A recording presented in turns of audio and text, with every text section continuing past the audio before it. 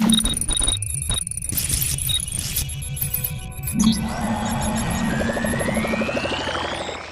this is my professionalism, big boy trousers and all the rest of that sort of jazz. Come on, I'll make myself look neat. Come on. All right, cool. All right. This is where I earn the big bucks.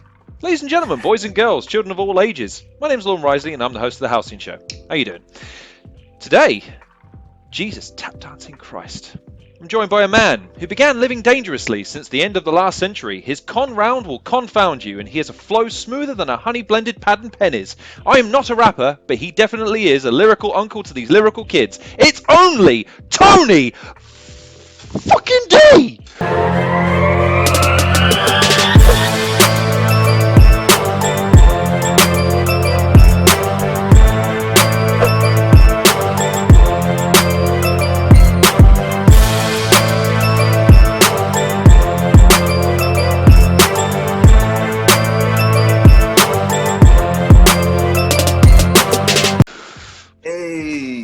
Okay, I maybe brought a bit too much energy to that, but there you go. We out here, man. We out here. I love that, bro. Like, you have me questioning, is this me he's talking about? Like, is there somebody else that's gonna come on?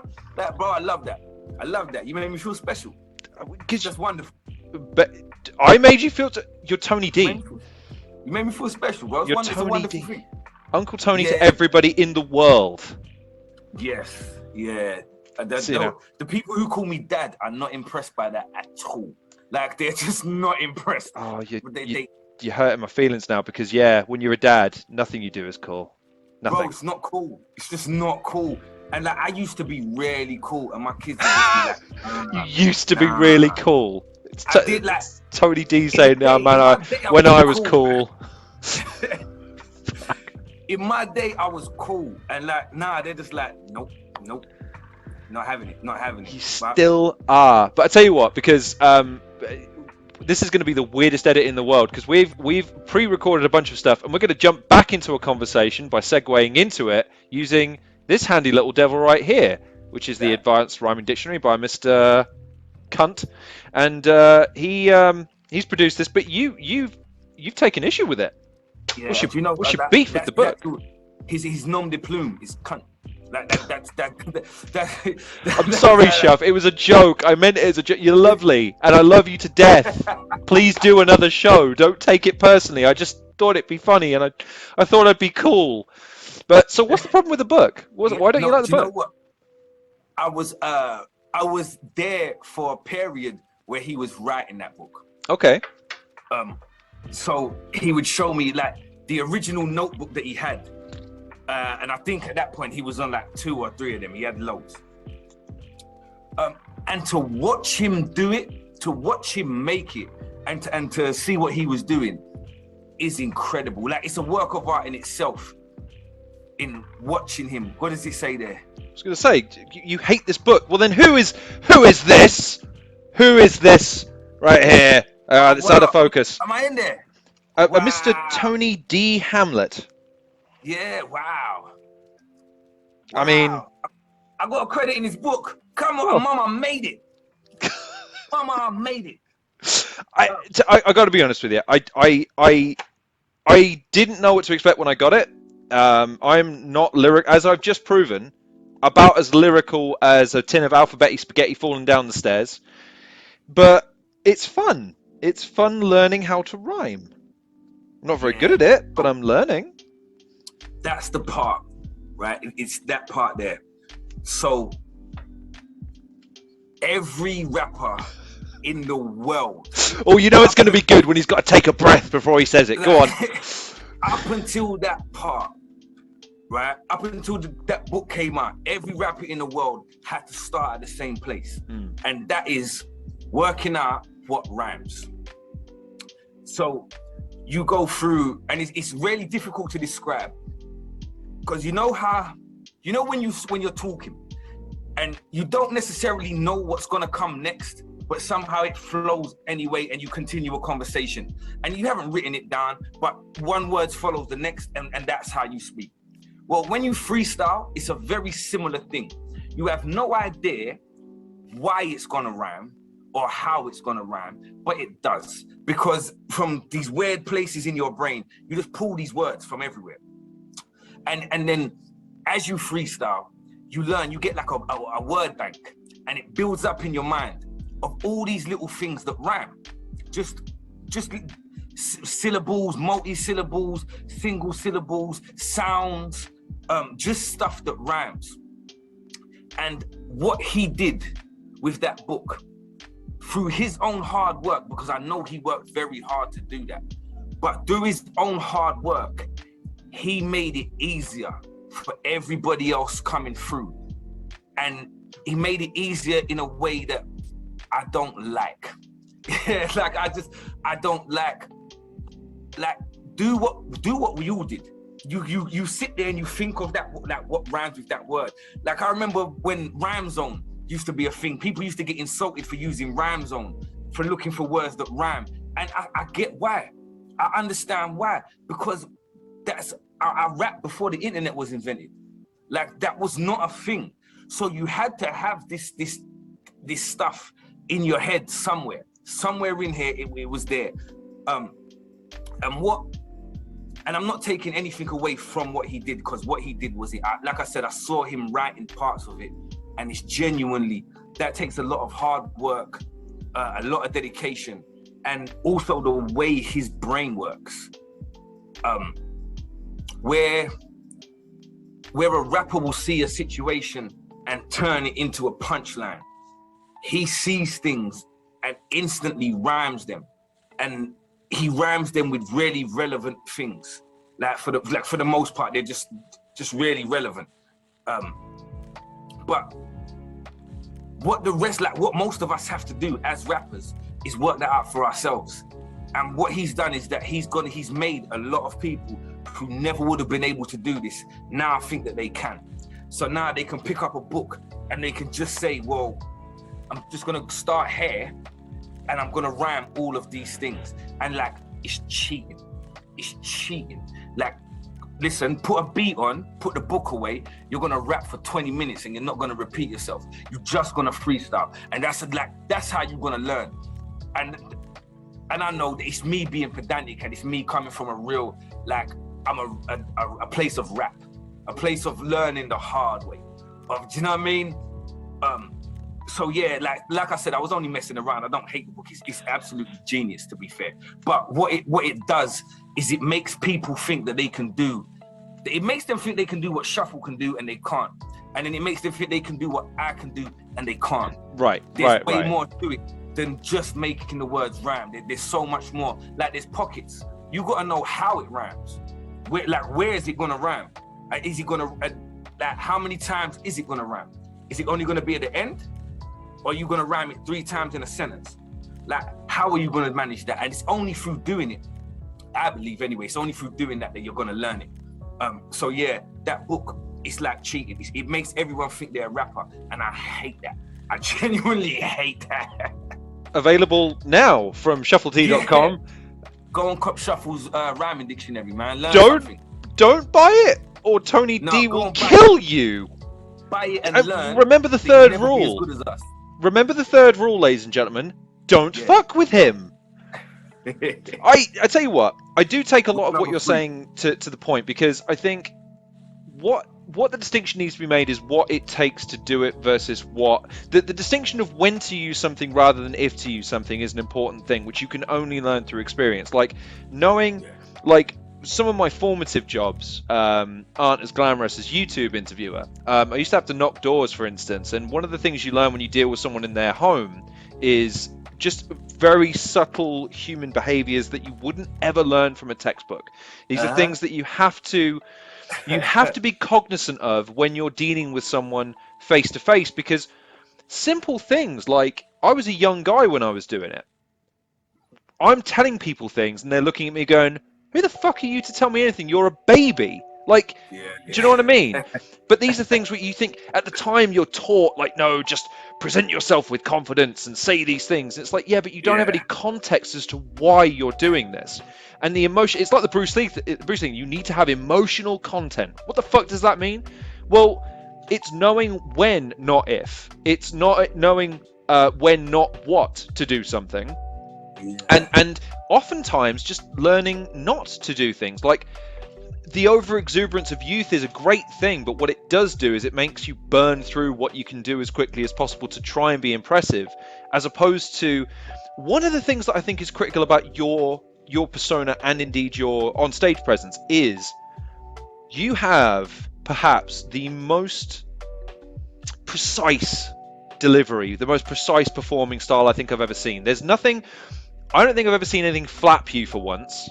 I don't think I've ever seen anything kind of get you animated beyond a snicker. Like, you might snicker at something that they said, or you might even laugh at something they said, but you never feel the need to kind of react to what they're saying in real time, because you take it in your stride. And then when you deliver back, you don't take a lot of what they've said as now your energy. Now they're dictating to you how you feel. You go, okay, now let's remember what I'm doing, because what I'm doing is far more important than what they're doing. And that's such an important trait, not only in performance and live performance, because you've got to manipulate the crowd into, like I say, buying into what you're doing, but just in life in general, man, just knowing when to pull the punch and when to throw the hook. Most definitely, and you can only learn those things by doing them. It's like how you said, you had to knock someone's door to work out, okay, so that just being confident is not enough, because I need that context. I need, like, there has to be a framework around it. I can't present this confidence to a 48-year-old man who's, do you know what I mean? He's been working nights and I've just woke him up, and like, he doesn't want to listen to me. Nope. So all the confidence in the world is not going to draw him in and get him on my team. So yeah, you have to do it in order to learn how to maneuver around those things. But in like my rap persona, my on-stage persona, kind of, and it's funny to me because I've battled a few people, and I won't say their names. Yeah, but I've watched them beforehand, before the battle, and their hand is doing this, right? And I don't get it. I don't understand nerves. I don't understand nervousness. I don't get why you'd be anxious in this scenario, because we're just gonna speak. Like, we're not gonna fight. No one's gonna die. Like, no one's about to start shooting. There's nothing that's gonna happen here that means that means your adrenaline should be pumping like that. I don't get it, but it's because when I don't feel nerves at all. I've said this before. I choked for 3 rounds in Canada, and I choked because I didn't know any of my rhymes. I wrote them in the hotel the day of the battle in Canada. That's not good. Don't do that. But right up until it was my turn to rap, at no point did I think I was gonna lose. And I knew I didn't know the raps. I knew it. And it was only as I said the first line and then realized I don't know the rest, that was when I realized, this is not gonna go well. But up until that point, even knowing I didn't know the material, I was still confident, because it's just rap. And then, like, what happens if I forget it? What, do I die? Nah, man, like, what are the consequences? There's nothing major. There's no physical pain. There's no economic anxiety associated with it. It's just, I forgot my words. I'm gonna go to bed and wake up tomorrow and do something else. So I've never quite understood the nerves of being on stage. But it probably comes down to the fact that I've done a lot of things in my life that did require me to be nervous. Sure. Yeah, I was nervous through certain situations, and those are real. Like, those are really real things. So that's a time for it to come out. This is not real, this is rap. We're gonna do battle rap right now. Like, it's not real. It's not like that there's people are waving guns around. Then you can be nervous. Do you know what I mean? Like, when it's a serious situation, be nervous. But we about to rap. How are you freaking out like this? I don't get it. For me, it's just, I feed off it. Like, yeah, of course. Like, shh, listen, I'm gonna speak now. Be quiet.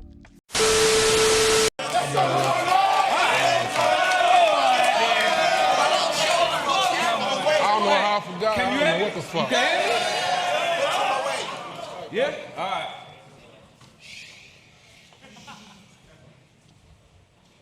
He's alright, isn't he?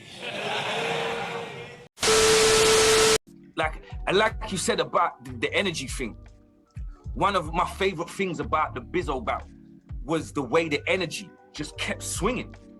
It just kept going from one to the other in the room. It was insane.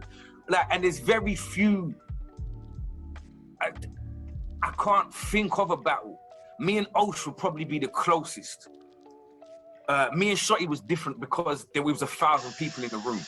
So the energy was different. The energy dissipated because it had further to spread. So it wasn't as intense. But in that room, we were all really close to each other and jammed in. It was hot. And yeah, the pendulum just kept swinging, just backwards and forwards. And every time it was like, even I thought halfway through Bizzo's first round, I was thinking, right, he's on my neck. This is a ground and pound, man.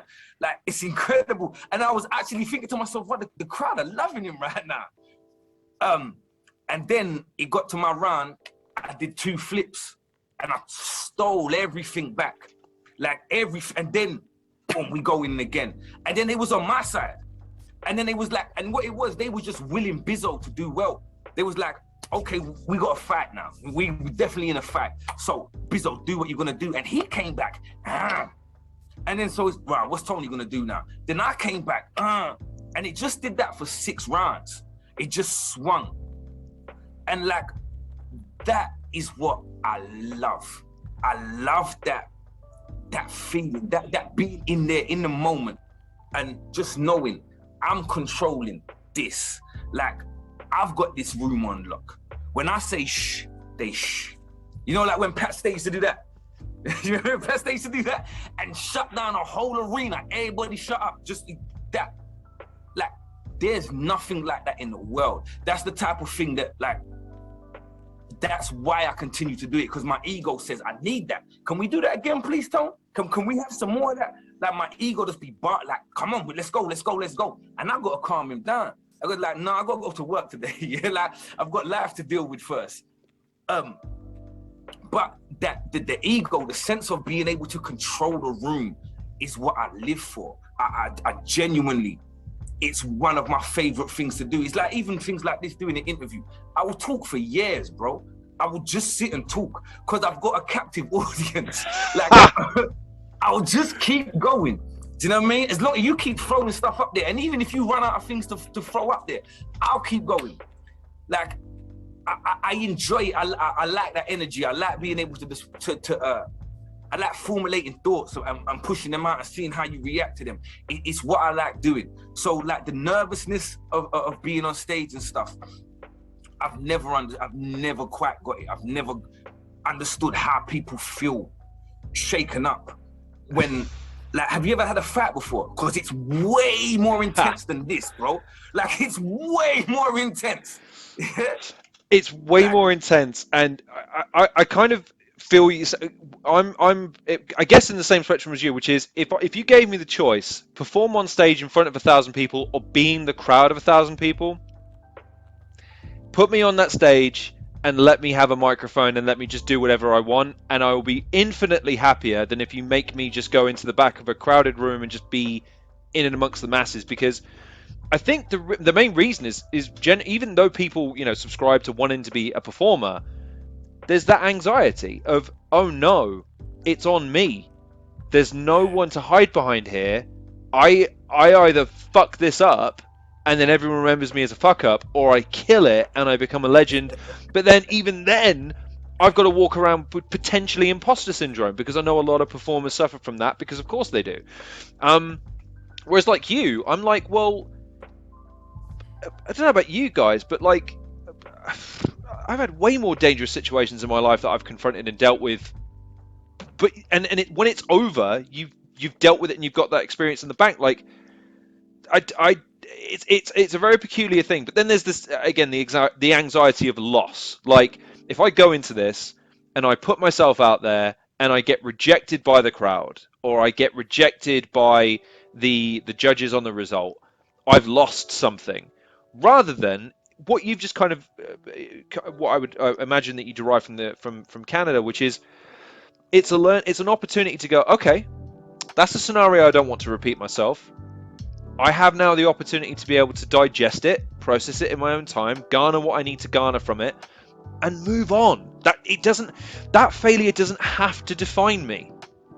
No, not at all, man. Not at all. And like I said to Gas Buff the other day, because I was he was at the Bizzo battle. He battled on that same card, and he had a choke. And like, I messaged him afterwards, and I said to him, "You're gonna learn way more from that loss than if you went undefeated for a year. You ain't learning nothing. You learning that, okay, I'm better than everybody that I battle. But you have to fall down. You have to question, like, can I improve? Where can I improve? You have to have those moments, those scenarios where you're caught up and you're like, all right, I messed up. How do I not mess up like that again? How do I not do that? And those are the key parts, man. You have to, we said this before, but you have to experience the failure. You have to do that, because that makes you stronger. It makes you better. It makes you more prepared for. First of all, it makes you appreciate failure, because you have to appreciate it. You have to appreciate the fact that, I'm not I can't walk on water. Do you know what I mean? I need them armbands. It's not a thing. So that recognition of kind of, I guess it's almost like your own mortality. And like I said, that's one of those things that make me not nervous, because my own mortality has been put into question in reality on several occasions. If I've come through that, then why would I be worried about this? This is not real. But you have to question, do I have what it takes to continue in this? Do I have what it takes to get back on the horse and ride off into the sunset, so to speak? Do I have that thing? And you're gonna need a loss. You're gonna need that. And again, we go back to it, Bizzo. Bizzo got to a point where he lost and was like, is this even for me? And now look at him. Look at him. He's just battled Real Deal, Tony D, and he's got Suus next. Like, just that little bit there means you qualified. You qualified. But he may not have qualified in that way had he not experienced what he went through. Had he not been to that point where, damn, maybe I can't do this.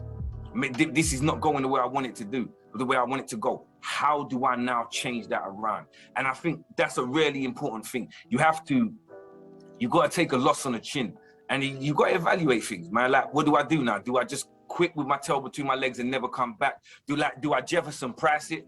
Or do I come back and Bizzo Bond it? And those are the two extremes, man. That's where you at. And if you're gonna battle, those are the places you got. And the thing is, you got to be prepared for that too. You got to look at the Jefferson Price battle. You got to watch that, and you got to say, am I ready for somebody to expose my life to that level? Am I ready to take that? Now, for me personally, the level that Jefferson Price went to, that Caustic went to, I'm not prepared for that. I'd have shut the battle down like that, bro. Like, we would have all been swinging. It's not a thing. Because there's lines. There's just lines, bro. But yeah, I don't know. There has been other things that people have said that, you know what? All right, it's what you're gonna say, man. You've got to take it on the chin. And I think Jefferson, he wouldn't be a punchline anymore had he just took that on the chin and come straight back into it. Do you know what I mean?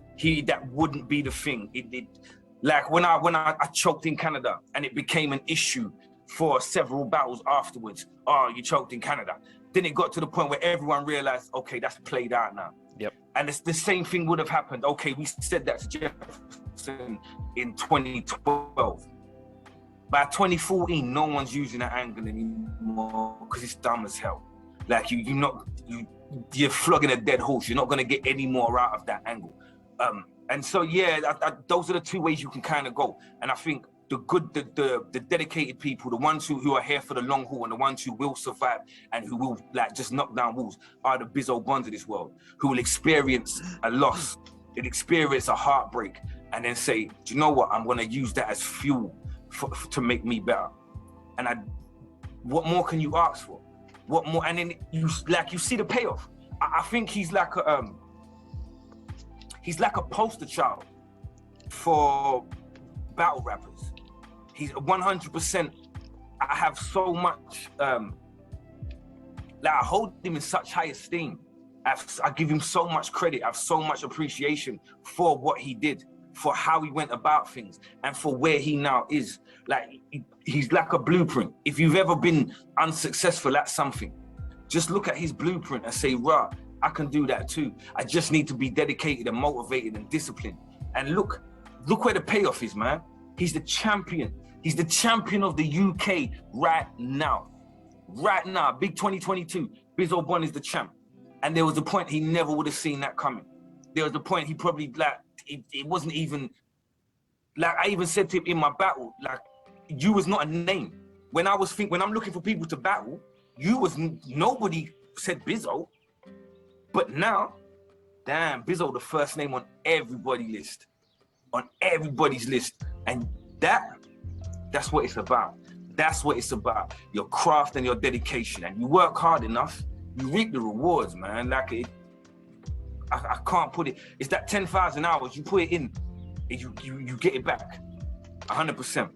I think the weird thing about battle rap is, again, I made the comparison with professional wrestling. I think the only other profession that has that connotation is now MMA, but also boxing. The only other person I can think of that has that kind of, he's lost, and he lost in a certain way, we're going to tear him down, irrespective of, is Anthony Joshua. There's a guy who did everything by a blueprint, and then the second he had a stumble, it was a case of, well, I guess you were never any good. And it's like, were any of you lining up to question him before he goes up against a bad opponent on bad preparation, first fighting a debut country, all the rest of this sort of stuff? Fights the guy, gets the title back. Now he fights Usyk, loses in convincing fashion, has a couple of stumbles PR-wise because he has a few moments that are probably ill-advised. But here's the thing, if that's him being him, I'd rather him be him and be true to himself and say, look, I am an alpha, and I refuse to accept that I lost that, and I'm going to go back in and improve myself, because heart of hearts, a lot of people wouldn't. A lot of people, like you said, wouldn't have the courage of their convictions to take the loss and say, I won't let this define me. But in order to prove those people wrong, I have to put myself in I have to put myself back in the fire. And there's a risk I'm going to get burnt again, and possibly permanently this time. And in boxing, as it is in battle rap, it's so easy for a reputation to be tarnished, considering how long it takes to cultivate. And it's unreal how fickle audiences can be, despite how vociferously they can support you. So I guess what my question is, because it's funny, I've not asked you a single question in any of our conversations so far. No, you haven't. I just ramble. I told you, but I ramble on, man. Very weird interview from that perspective, in that I've not asked you a question. Shit interview style, it must be said. But I guess, considering that you've got a well-established reputation and a legacy that anyone in the field would kill to emulate, what do you see yourself as in terms of, because it feels like you've still got plenty of ambition and plenty of motivation to continue on. So I guess what I want to ask is, what do you see yourself being for battle rap and music and performative? And obviously you're still doing projects, and you're still getting signed up things. Like, you strike me as more of a kind of a lead. This sounds like fucking Hallmark cardish, I'm sorry, but a bit of a leader.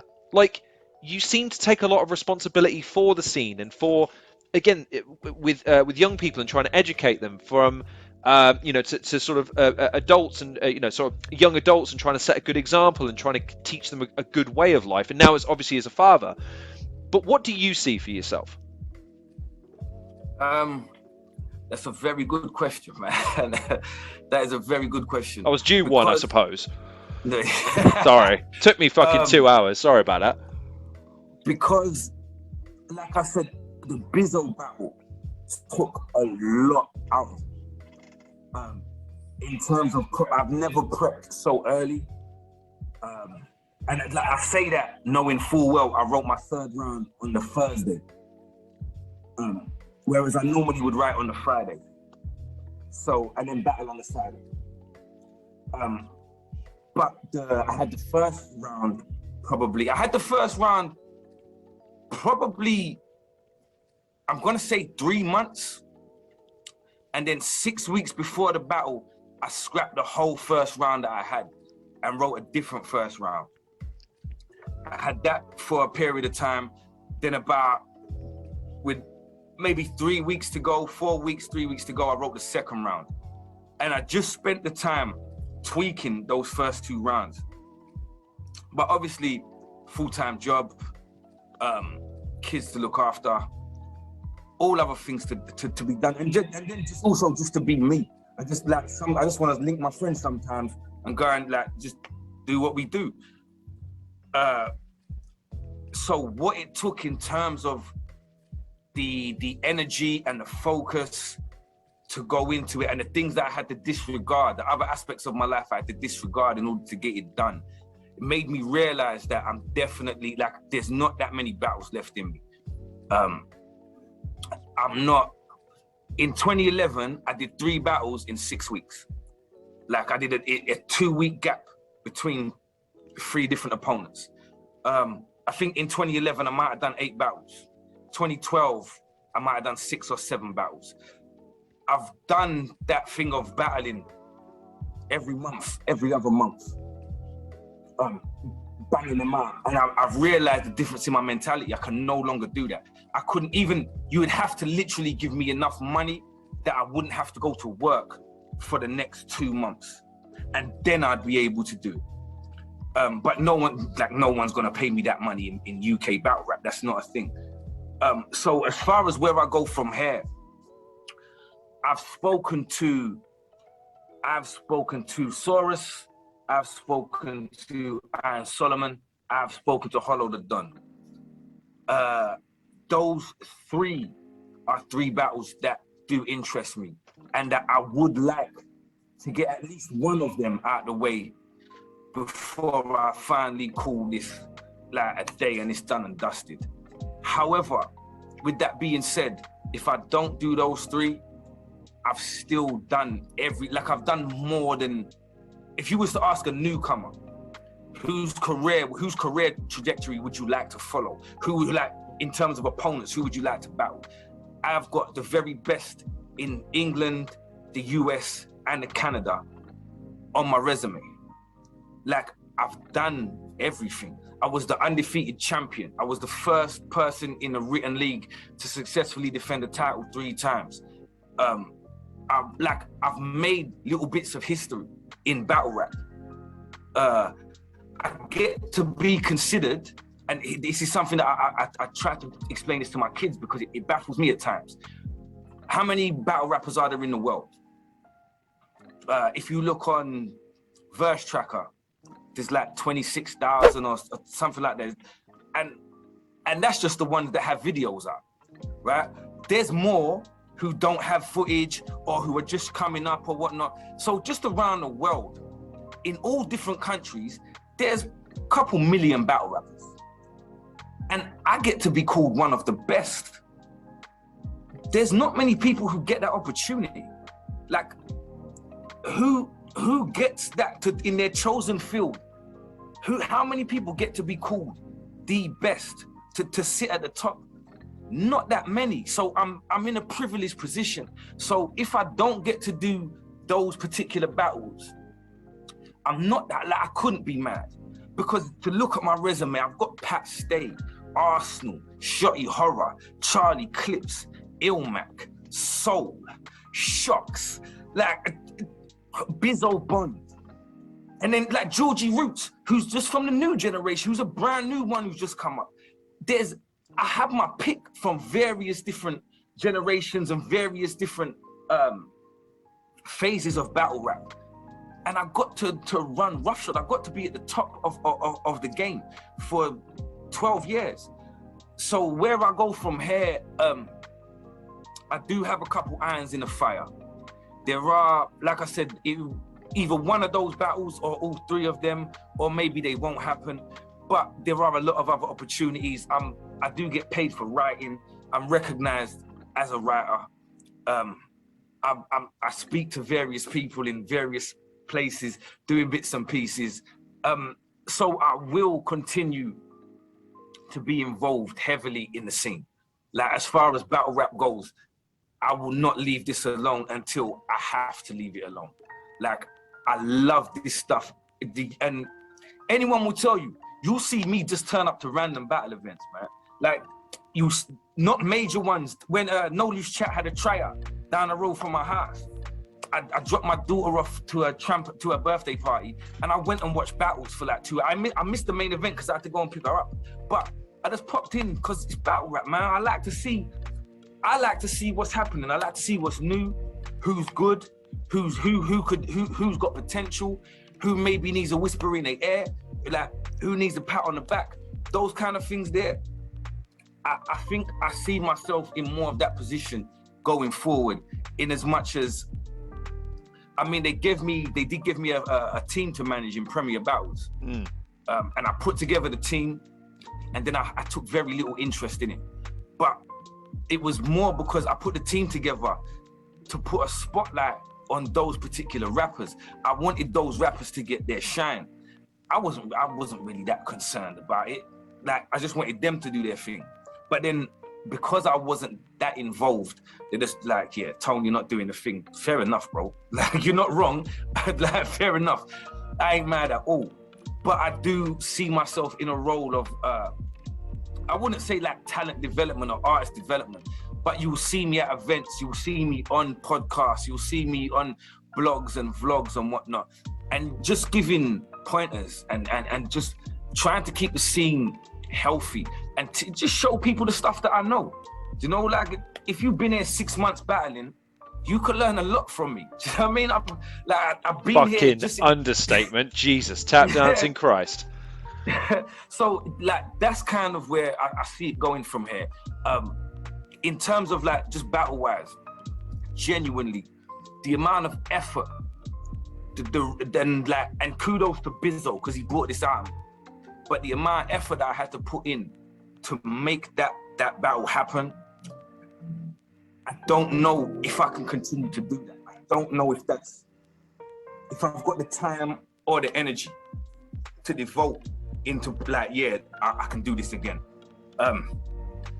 But yeah, as far as like still be in the scene and on the scene, oh, you're definitely gonna see me around. You're definitely gonna see me. I've got a little project of my own that I'm trying to start. And it will be within the battle rap community, but also within the wider UK hip hop community, because obviously within rap, like, I'm well known from the Poisonous Poets days. So I've garnered a lot of respect over the years. People know they know who I am. They know that I'm authentic. They know I'm not here trying to be something that I'm not. I'm not here to front on nobody. I'm here to encourage and promote. Like, I want to see good things happen for other people. Like, that's my main objective.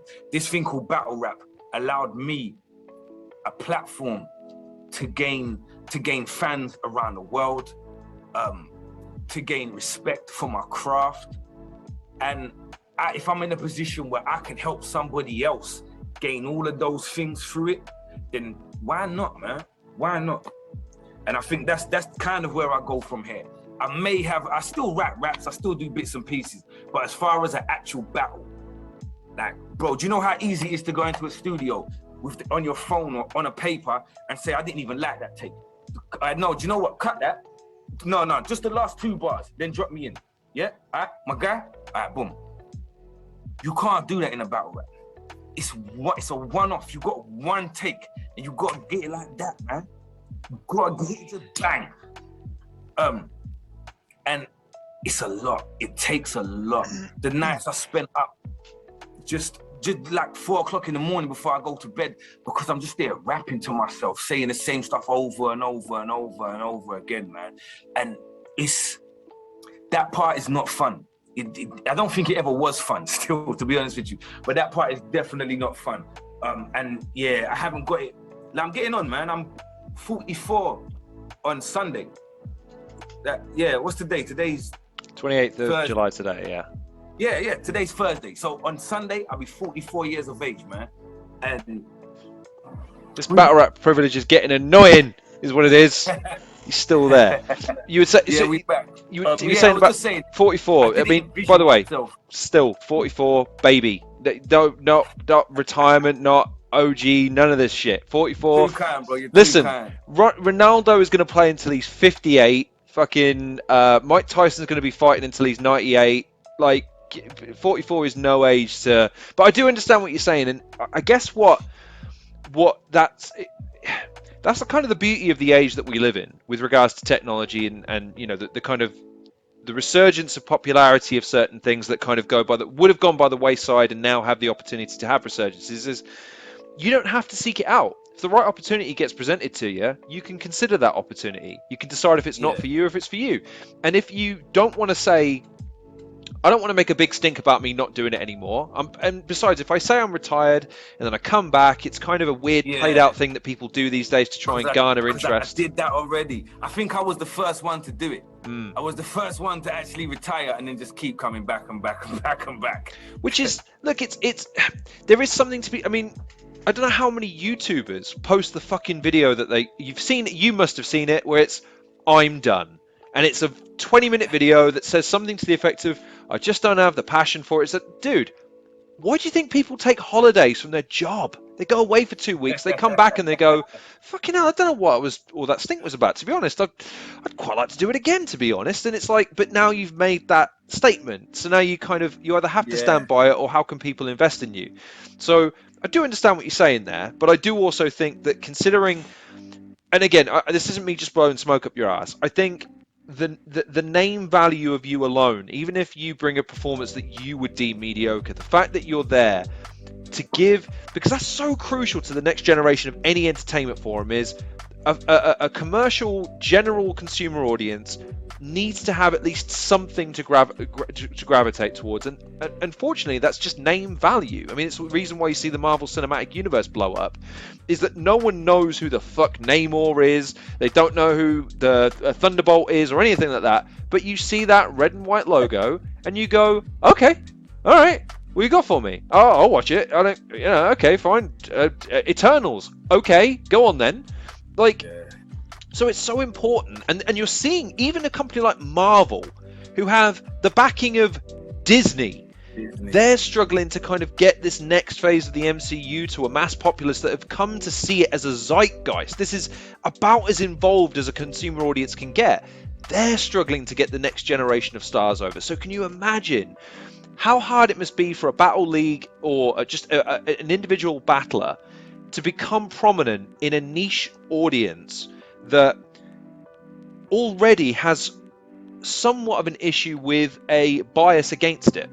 And I would argue that a lot of that is to do with, like you were saying earlier, finding that audience between the people that are intimidated by the sort of the overt aggression of the scene versus the people that don't buy the performative aspect of it. They're like, guys, I like how you're acting all aggressive, but you don't understand. I live in a world where your aggression is adorable.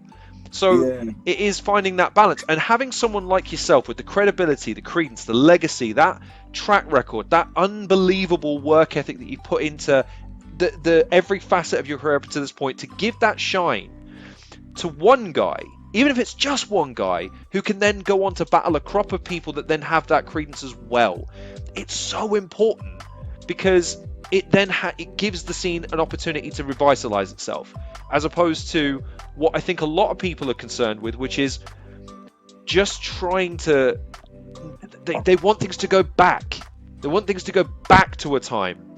And I'm sorry, man, the world doesn't work that way. The world moves on with or without you. Never has worked that way, man. Like, I see it, you would probably see it yourself now. There's people who want that 2012 to 2015 battle rap energy. But without understanding, if you wasn't there, first of all, we had to work to make that energy. Like, we had to work hard to get to that place. But there was something that happened in 2012 just globally. Battle rap exploded globally in 2012. There was, I couldn't tell you what it was. I've got no real idea what the catalyst was. But something happened in 2012 where, for instance, my debut battle with Micky Worthless, when I battled him, the highest viewed battle on Don't Flop was 5,000 views. They were averaging 2,000-3,000. It took me and Micky 1 year to get to 10,000 views. It took me and Chris Leese 24 hours to get 25,000 views. That was a different time. Yeah, you had Cannabis vs. Disaster. Like, that was a global event. It became a major thing. And of course, the ramifications were felt outside of battle rap. Like, it was just in hip hop, everybody understood what it was. But that 2012 to 2015 period, the world was a different place. The world different, the dynamics were completely different. But battle rap, KOTD, URL, Don't Flop, they were at the forefront of this. They were just riding the crest of this wave. That you had millions of people all of a sudden in tune. I remember, Dialect and Double L had a tryout in 2012, February 2012. They battled, did 100K on its release. Like, it got to 100K really quickly. And it's a tryout battle between two people who nobody knew. But it was because it was that time. It was just that particular time. And I think this new generation is gonna have to, not only gonna have to work in the same way that all of us had to work to give it that push, so that when it did blow, there was something for people to grab a hold. There was no point in, okay, boom, battle rap's exploded, so let's have a look. There's like 2 rappers. Well, I've just watched his battle, and who else is there? There's nobody else. So we had to work as a community to bring that up there. But they're gonna have to do it, and they're gonna have to do it in a very different era, a different generation. And a battle rap is now consumed in a different way. It's more now, with it, like, you've got the URL app, you've got the iBattle app, you've got KOTD on Twitch, you've got URL on Caffeine. It's a very different, like, the sport is the same, but everything else around it has changed. There's a different way of doing it now. You've got GTX coming through, where the battlers make money from their battles. That's never been done before. The actual artists, the people who are on stage doing it, take a percentage from what of the revenue. That's never been done. So this new generation, they can come in. It's never going to be 2012 to 2015 again. It's not going to be that. But you can make it 2023 to 2026. You can make it your own entity. You can stamp your brand on it and make that your own thing in the way that we had to do. And it just so happened that these are the names that were at the forefront and have cemented their legacies. People like Oshea, like Shotty, like myself. I think those 3 names, there's no way of discussing UK battle rap without, if you don't mention those 3 people, you don't know what you're talking about. You've got, like, you've lost everything. If you don't mention Oshea, I ain't even trying to hear what you've got to say. I'm genuinely not. If Oshea is one of the most important people in this in the field, 100%. And so what this new generation is gonna have to do is look at what's around them, look at what's popping, look at what's building a buzz, and they're gonna have to like grab it, just grab the bull by the horns and take it in the same way we had to, exactly the same way. When the spotlight all of a sudden shone on us, we were there ready for it. So all they've got to wait for is look at what's happening now. Look at how different platforms are building. You've got Patreon, you've got the VODs, you've got all these different aspects of it that are not the same as just watching a battle on YouTube anymore. There's lots of different ways you can do it. And if you can utilize those and get people on board, then when the light shines on you, all you've got to do is stand there. Like that, and that's one of those things where I was fortunate enough when the light did shine, I was standing there with my hands in the air. You know what I mean? And like everyone was taking notice. So it's their responsibility to do that same thing. They have got to put the work in. They've got to get the battles behind them, get the numbers on the board, chalk off them names. Keep doing it, keep going. Do 3 battles in 6 weeks. Do 9, 10 battles a year. Put the graft in so that when the light does shine on you, you've got a backstory and you still here flexing. Do you know what I mean? Like that's what they've got to do. But it's incumbent upon them. It's entirely, I can't help them do it. I can't make them do it. I can merely point out, yo, try doing this or maybe tweak this or do that. But I'm not responsible for the rest of the world. I can show you how to perfect your craft, how to work on your craft, how to make it you. But there's no way I can make all these people pay attention. But as soon as they do, you got to make sure you're ready. And I think that's where a lot of them, there's ones coming up right now who are getting to that point where they're going to be very, very ready, man. They're going to, when that light shines on them, they are going to be ready.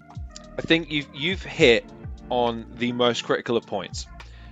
In that 2012 to 2015 period, there was something that happened that isn't really the case at the moment, which is you guys created a culture and you created something that people wanted to be a part of. It was cool. It was insular, but it had a gravitational pull. It sucked you into, you wanted to be a part of it. And as opposed to now where, and it's not just battle, a million different creators, companies, influencers, whatever you want to call them, they chase the culture. They see what everyone else is doing and try and emulate it in an attempt to try and take some of it by osmosis. And that's fine. And I'm sure that, this idea of the derivative, well, they've got 100%. If we can get 10%, they're 100%, we'll be doing great. And it fucking never works. That's how MMA fighters and all the rest of this sort of stuff who start promotions never become successful like those, because it's a market. It just doesn't work that way. What every great successful cultural iconic moment has is it created an element of cool that it made people want to be a part of. The two that I think of, very different.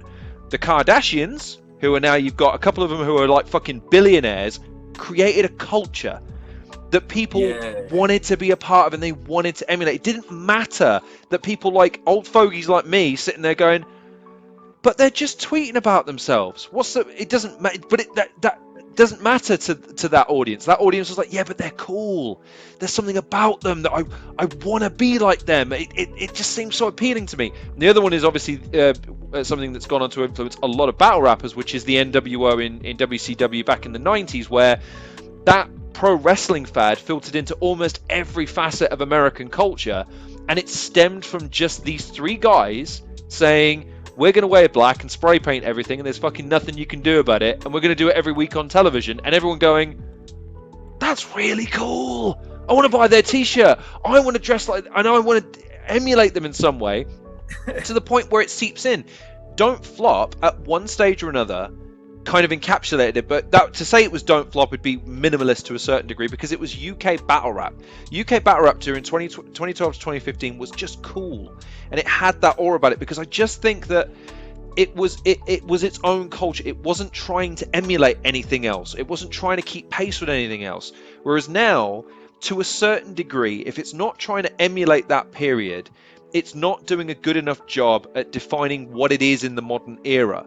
And until it does that, until it reconciles that disparity between the casual fan and the hardcore fan, from the younger audience member who doesn't quite get the concept to a lapsed fan who kind of, look, yeah, man, I watched it, in sort of 2014, 15, 16, 17, but then I kind of fell out. There's a lot of my favorite guys weren't appearing anymore, so I kind of tuned out. I wasn't really interested in the new guys. You need to create, because what happened there is that you didn't have people that came because of an individual. They came because of battle rap. They're like, I heard about this thing. I saw a battle rap once. I thought it was awesome. I wanted to see another one. And then suddenly I develop favorites. I follow careers. I want to see matchups. And then suddenly you get those dream matches, and it gets people really like out of their minds. Like, I'm going to grab one of my friends who doesn't even follow this and say, right, mate, this is an event. You cannot miss this, because even if you don't follow battle rap, I promise you this shit is about to go off. And I don't know how you feel about how you could go about that, because I know that that's an almost impossible question. In fact, it's $1 million question, one you shouldn't give away for free on a YouTube channel. But like, do you have any thoughts on that at all? Yeah, do you know what? Something that I have noticed, and it was quite recently I worked it out. No, I'm telling a lie. When I did Battle of the Brave, when I battled Math at Battle of the Brave, there was a brand new battle league. They brought Hollow over, Hitman, Pat Stay, Math. They brought a bunch of very big brand name American battle rappers over. And I was on a couple like blogs or whatnot, and I was reading people saying, "Rah, I've been following Hitman Holla for like 3 years. I didn't even know they had battle rap in England." And I'm reading this like, "Rah, hold on, we do this week in, week out in various cities around the country. You could come and see." Right? And so it made me realize why there's people that watch, and they watch one very specific thing. And they don't look at it as battle rap, they look at it as URL. We watch smack, and that's it. And then very recently, I discovered that I was reading a comment from somewhere, and someone was like, "Oh, I wish I could see who was it? It might have been Shotty. Somebody, I think they were saying like, I wish I could see Shotty battle again." And I was like, hold on a minute. Shotty battles on, like he battled John, Tally. And Tally, like there's battles under his belt. And then I realized these people are Don't Flop fans. Yep. They're not battle rap fans. It's just Don't Flop.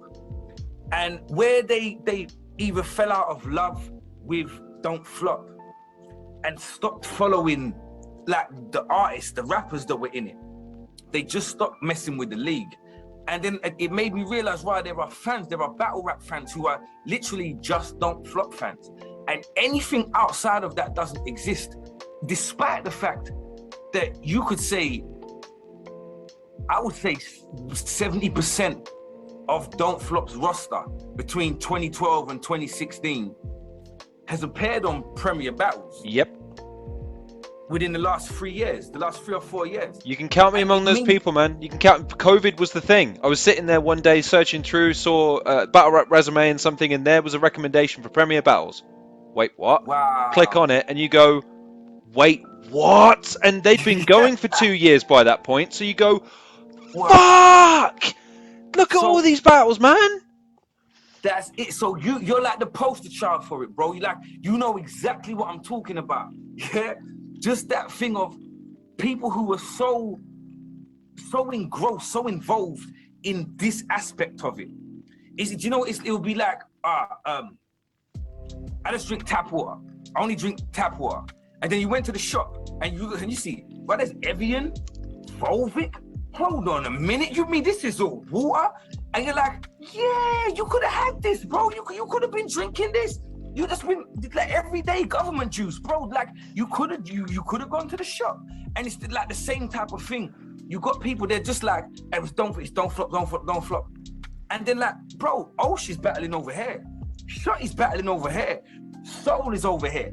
Tony's over here. Like, we all over here now. And but it only occurred to me, I can't remember what it was I was reading, but it clicked about 3 months ago. Like I'm talking relatively recently, very, very recently, where you just watch that. You don't watch the battle rapper or battle rap as a whole. You watch the league.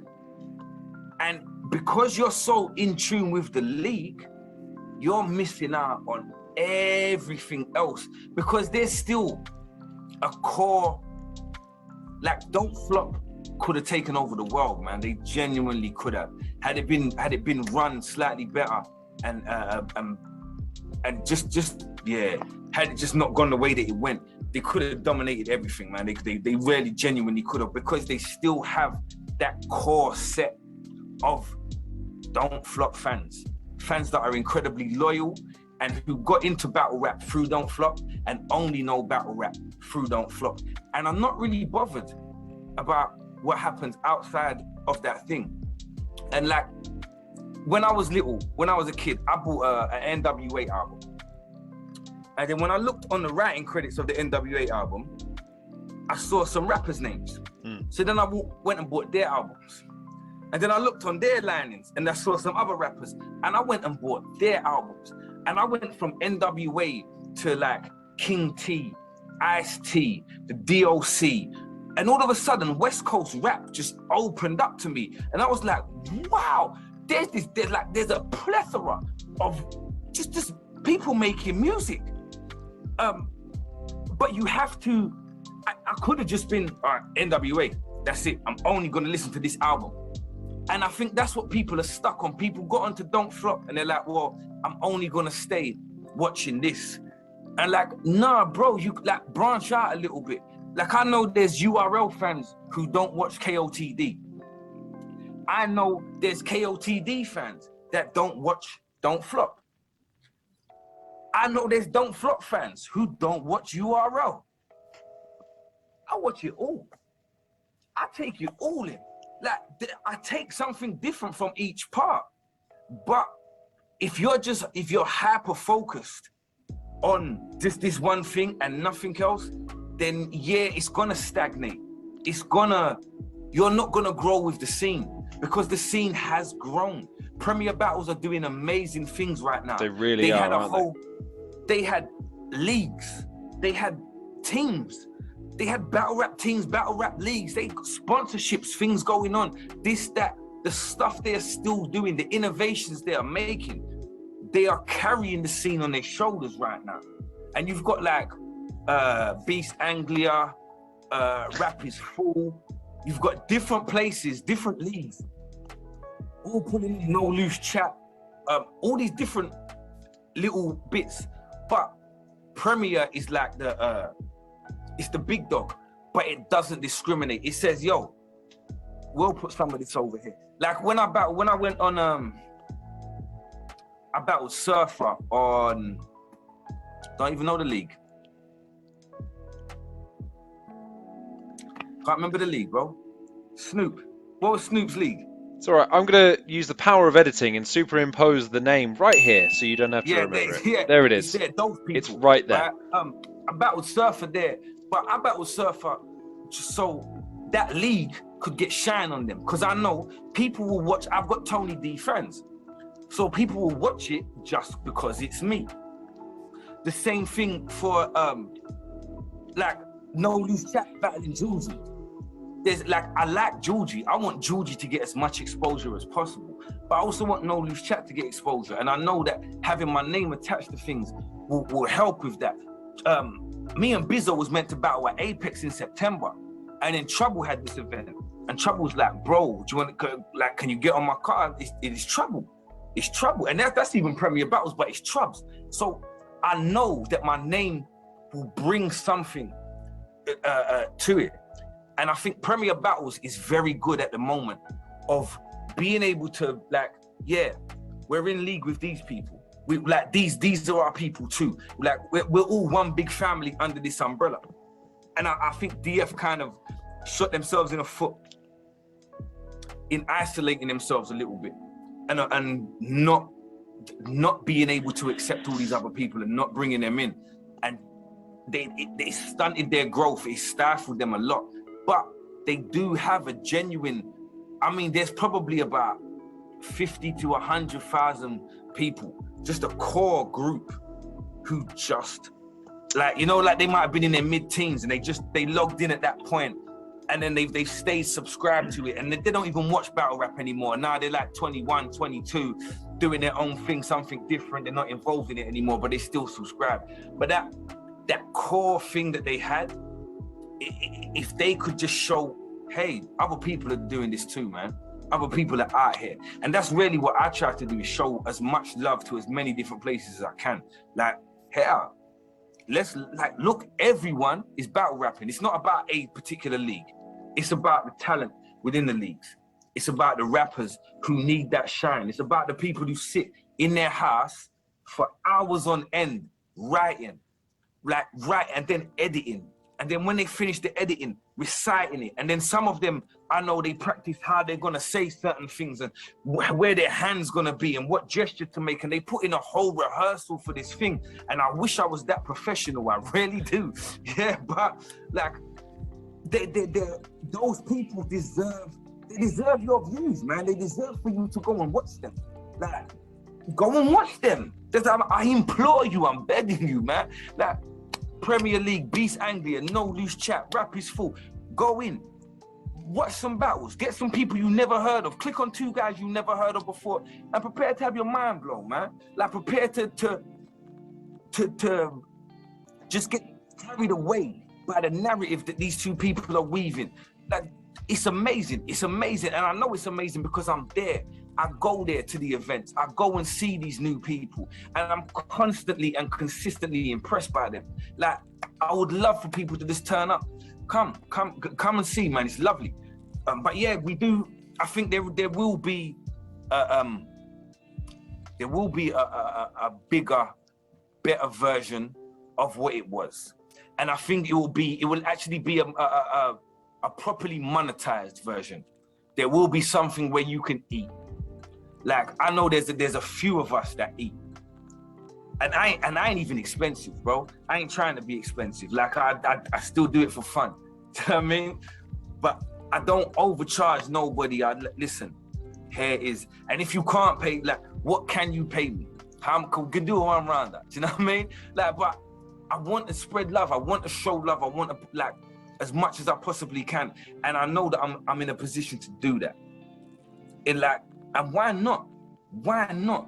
It's like, if you Santa Claus, you don't sit at home on December 25th and just look at the presents in the bag. Well, you got a job to do, man. Go and give them out. That's what I'm like. Well, why not? I think it's the problem that, because you kind of hit the nail on the head with the don't flop thing. That insular nature served them well for a time because they became synonymous with battle rap. The problem is that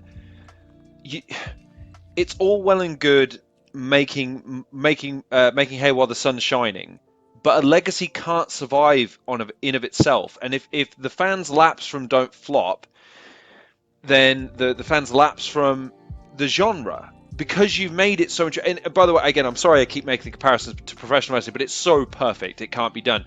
WWE had the exact same problem. They became, WWE was professional wrestling in the same way I think a lot of fans equated don't flop to UK battle rap.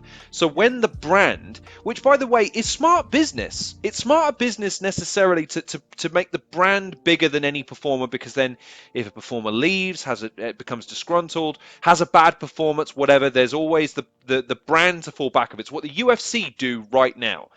Conor McGregor comes, he goes. Ronda Rousey comes and goes. Brock Lesnar pushes someone in the ring and goes. Doesn't matter. The UFC is the brand, and that is where we make our bread, off of the back of the brand value of the UFC. The problem with that is that you then carry the expectations of a genre on your shoulders, and an infinitely fickle fan base that is always asking you to do 2 things: more of the same but different. And like, that's why you need that diversity of promotions, because each promotion hopefully adds a bit of extra spice, a little something different. If it's the presentation, if it's the roster, if it's the rule set, if it's just something like a history.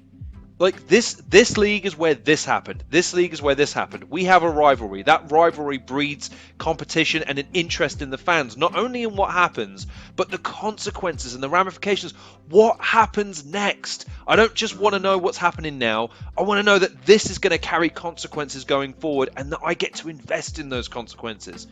Yeah. And I think that battle rap, in a weird way, has that ability more than almost any genre, despite it being niche, because the beautiful thing about battle rap is that you watch one battle, two guys. Those two guys have had two previous opponents. You watch that, you potentially become fans of four guys. Those fours become 8. Then some of those 8 start to intertwingle, and maybe the results don't go the way you think they would. There's kind of a couple of surprise results, which means it breaks down the tapestry more and more and more. And battle rap is the only genre, the only thing I've ever watched where I go, I'm in a rabbit hole here. I've watched 7 or 8 battles in a row now, and I have like 20 more to watch because I need to watch all of these battles as well. Yeah. And it again, I don't know why the people that sort of have the ability to be able to curate this in a different way don't go out of their way to just look, just try this one. Just try this one. Just try it. Okay? And if you're interested, we happen to have 2 more that involve these 2 guys, okay? We're just going to leave those there for you, because I guarantee you, after being exposed to that sort of thing for 20-25 minutes, you've got a fan of at least one of the guys, even if it's just on the superficial basis of who wins, who loses. Yeah, most definitely. Do you know what I mean? Most definitely. I'm going to ask you a quick question. Have you had enough? Because we've been going for fucking ever, and I feel so bad because we've been talking for another hour and a half on top of the 2 hours I nicked from you this morning. Bro, I told you I talk for fun. Like this is like I just talk.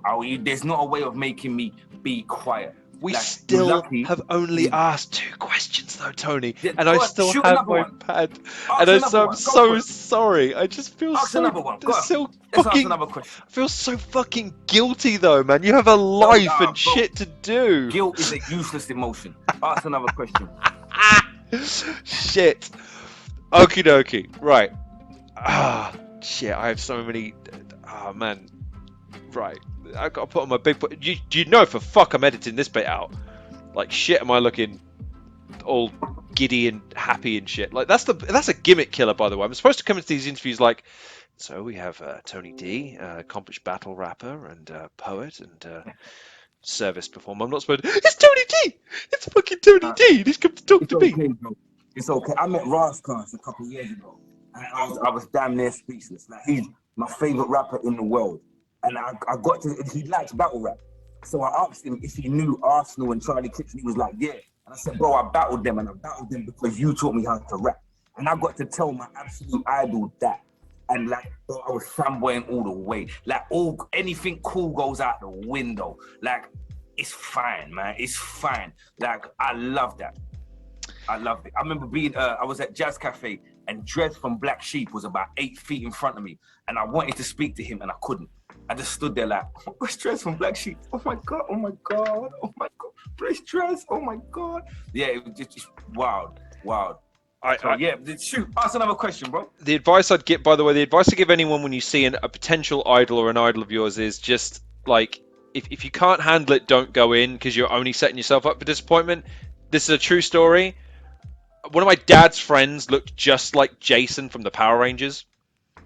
And I sat at the top of my stairs for about half an hour with the Power Rangers annual book, looking at the picture, looking at him, looking at the picture, looking at him. I make my way down the stairs. I hand him the book and say, and I'm 5, by the way, is this you? And he takes one look at it. No. And carries on with the beer that he's drinking and the conversation he's having with my dad. 24 years later, I confront him on this. And I said, do you have any idea what you did to me when I was 5? And he goes, what? I told him the story, and he laughed and handed me a beer and said, sorry about that. Never meet your fucking heroes. Never. Never meet your idols, especially when they're not Power Rangers. I'm just saying, like, it was, and he even did, like, it turns out years later, I learned that he did karate with Steven Seagal on his island, and he was like all this other shit, and I'm like, bullshit. And he showed me a picture with him. It's only years later I found out Seagal is kind of widely discredited by the martial arts community. But at the time, he's the guy that killed Tommy Lee Jones 3 times in a movie. So he gets infinite respect. Well, he did that stupid. That was that. If there's ever been an overkill moment in a movie, it's Steven Seagal Under Siege, where he puts his thumb through his eye, stabs him in the head with a knife, and then puts his head through a monitor that then explodes. And keep the faith, Scranix. Like, we get it. He's dead. We get it. You know what? I fell down a Seagal rabbit hole about a month ago, and just discovered how genuinely weird and like he really is. He's like absolutely nuts. He's absolutely bonkers, man. Like, me and Canel, I think we spoke. I did a Canel's podcast the other day about movies, and I think we touched on this. He's absolutely just mental. Do you know the Japan story about him? No. He got married in Japan to a woman because her father was the owner of a dojo chain. The dojo chain then transferred some of the sort of licensing rights to him. He goes to America and then denies ever marrying her and having anything to do with them until a photo resurfaces of him in full Japanese garb with the hair and all the rest of it next to her at the wedding. Not me. It's not me. Wow. It's not me.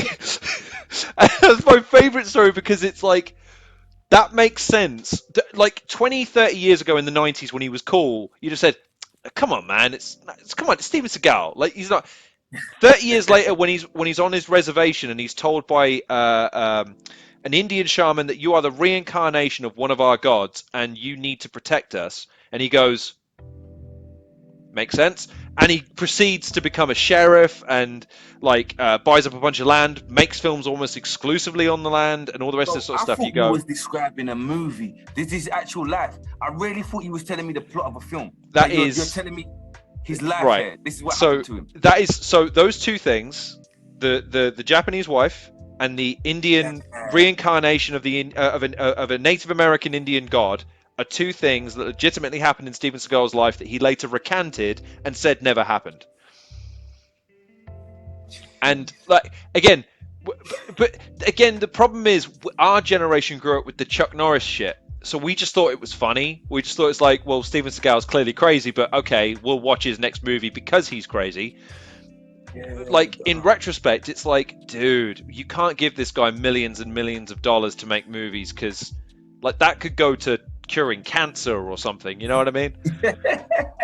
I'm just spitballing ideas out here, but like curing cancer, world hunger, famine, war, that's anything, but not Seagal on screen anymore, man. Like, Steven Seagal wants to make a movie where he roundhouse kicks DMX in the face for 50 minutes. Like, I'm not sure that's a good way to spend your money. Like, I get DMX gets to knee him back, and that's somehow something like, no one knees me on screen. Well, what if he knees you in the stomach?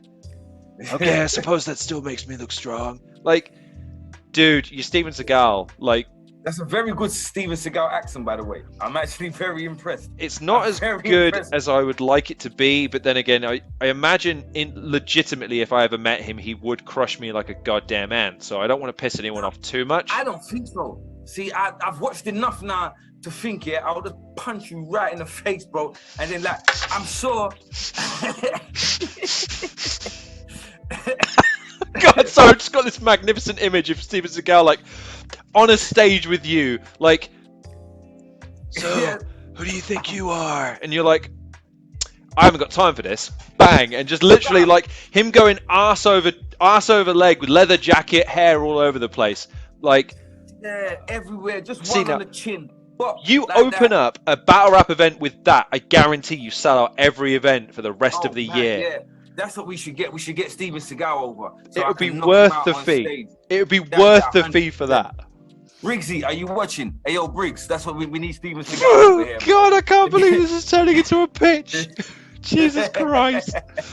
I pitched to just be the guy holding the title belt the next, like, I just want that job. I just want to be the guy that carries the belt behind him and goes, he's the greatest! And everyone wants to punch that guy. I want that job, but now I've set my sights too low. We need to, right, you're right. Yeah.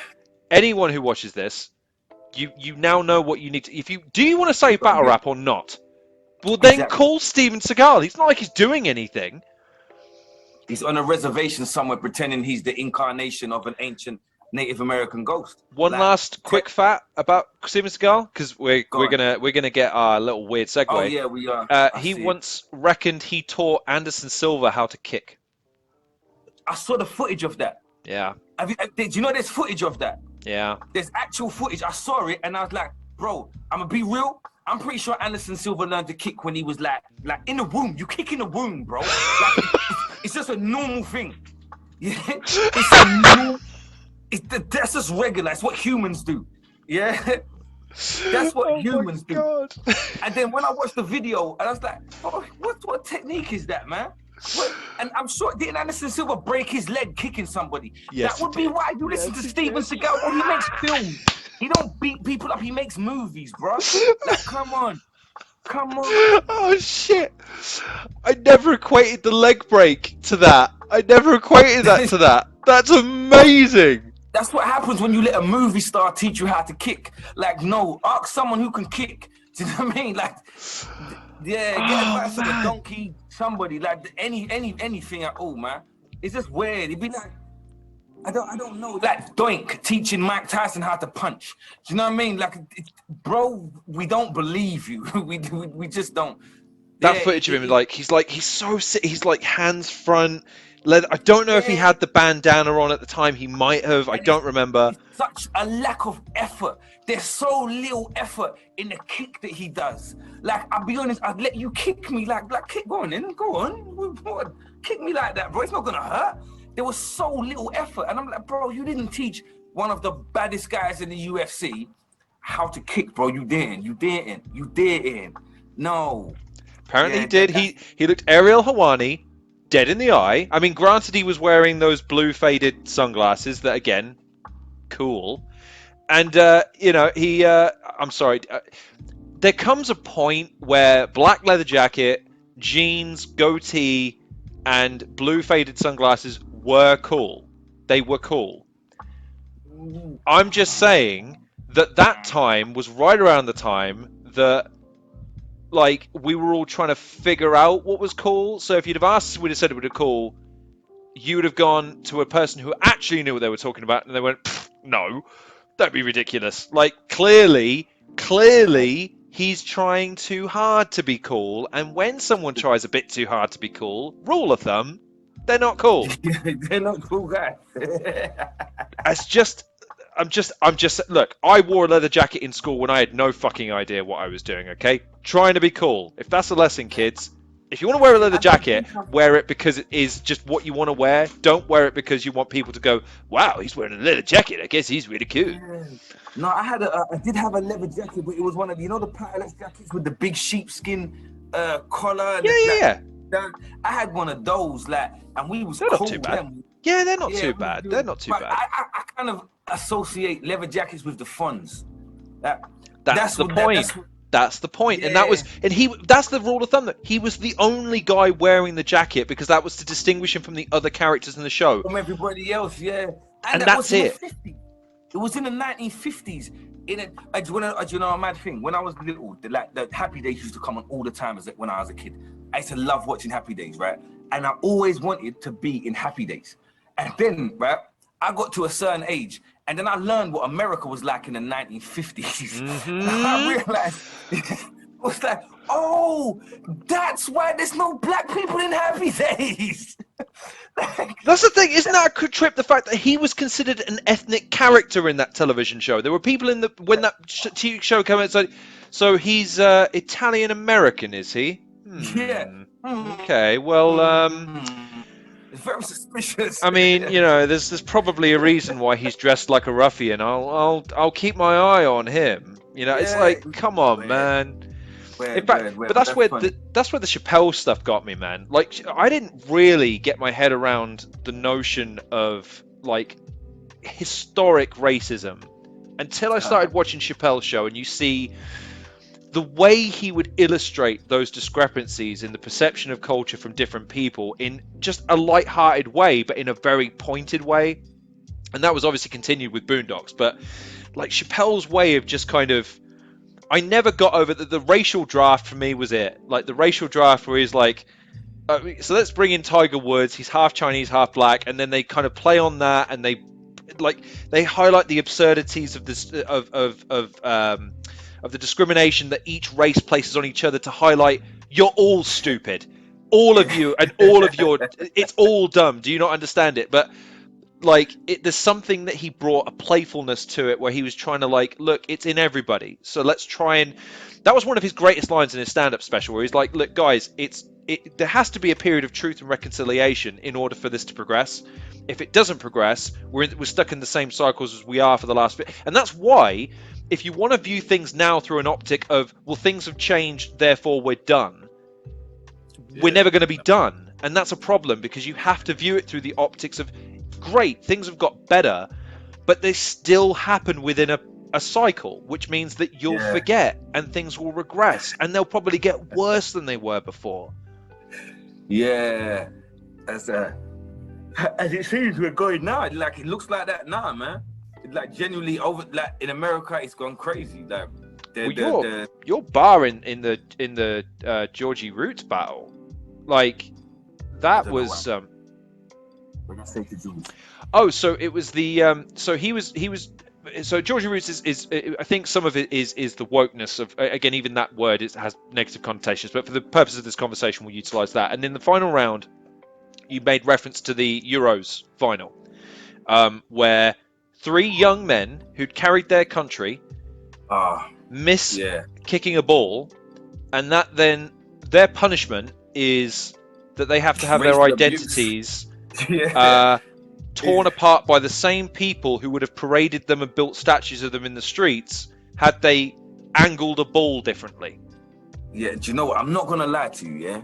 I have absolutely no recollection of saying that or writing it. I genuinely, like, what you're talking about is not ringing any bells at all. Well, it was fucking, let me tell you, man, it was it was hard, it was poignant, but it was that thing of because this is the thing I think is, again, a talent of yours that other rappers sort of emulate. They do, they don't.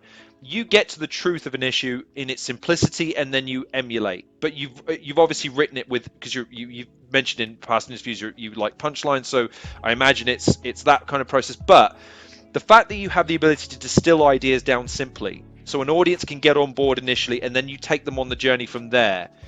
That round, for instance, really spoke to that, because the crescendo of that round was unmistakably like the whole audience kind of stopped and listened, and I mean they stopped reacting for the sake of reacting. They were more interested in hearing the next thing you had to say, and I really appreciated how you carried that. And I'm sorry if I'm bringing up something you don't remember, because there might not be a lot you can comment on it, but that's the kind of thing that I appreciate that you do. Thank you much. Like, genuinely, there's like 4 things from a battle I can remember. And I say 4 things. I've over-exaggerated there. I've genuinely over-exaggerated with 4 things. There's like I can remember being at battles. I can remember some things that my opponent said, and after that, like I have no idea what I said. I've just it's gone. It's gone. It's so like they keep moaning because I don't listen to my own podcast. I'm like, bro, I was in the room. We said it. Like, it's weird, isn't it? I don't understand. I was there. I don't need to listen to it again. But yeah, it's one of my failings, because I should listen. I should watch back and critique and move forward. But I did it. It's finished now. Forget about it. So yeah, anytime I get somebody, I've done so many of these where someone quotes me a lyric, and I'm like, hey, that's fire, and they're like, no, that's you. Oh, sorry, my bad. I had no idea. I don't know. I genuinely just don't know.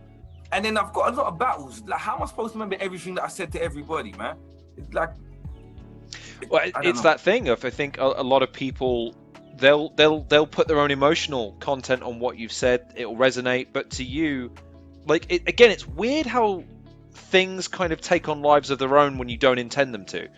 I can't speak to that yet, because I'm a baby when it comes to the entertainment industry. But I imagine if something ever catches fire, I think the most popular video I've ever done was a 2-minute video I did imitating someone else's podcast. That got 30,000 views, and I remember cocking my head to the side and going, Really? Really?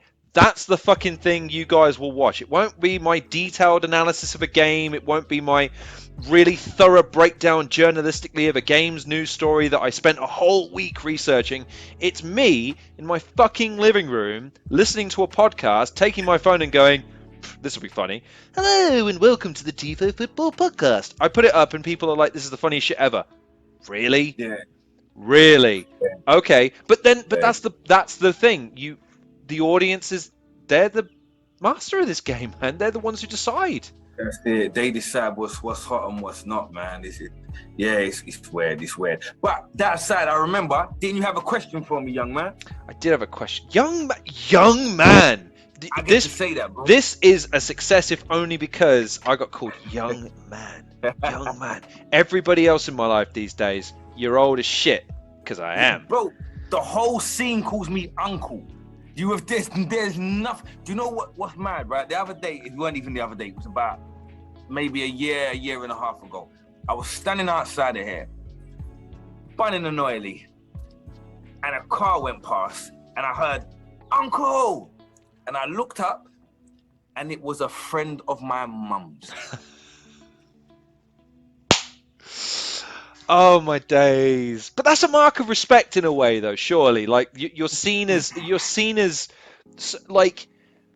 Oh no, because he's got like 20 years on me, man. I know, but like, I mean, I acknowledged, and then I thought, hold on a minute, like you left school before I was even born, and I'm old. Yeah, it was like, bro, I was just like, oh man, the uncle thing's getting out of hand. You know what? And it's become synonymous as well, man. I can pinpoint where Uncle started. I know exactly where it comes from. I know the whole thing. We did the Louis Chino Cup. Shout out Louis Chino. He put together a football match in 2000 and I'm gonna say 14, maybe 15. I don't know. It was a while ago though. And we had a bunch of rappers come down and play. We had 2 ringers on our team who were semi-pros. We brought them down. We had this whole tournament, right? And Louis and Villain, you know Villain? I do know Villain, yeah. Right. So we in the black community, uncle and auntie are terms of respect for your elders, right? It's just what you call people. Whether they're your uncle or not, it's uncle, that's auntie. Like it's just one of them things, yeah? Or some people are mum. Like I've got my mum's real name written on my arm because there's about 6 different women that I call mum. It's just mum. So that day, Villain and Louis forever call me uncle because they look at me as I'm older than them and they just show me that sign of respect. That day, there was a lot of rappers around who heard them call me uncle. And without knowing the context of it, like culturally or anything like that, from that day, uncle. Everywhere I go, uncle. And it's been like that for years now. I can't get, I'm kind of happy with it. It makes me, I take it as the mark of respect that it is. That grown people, grown adults call me uncle. They're comfortable enough within themselves and comfortable enough around me to say, hey, uncle.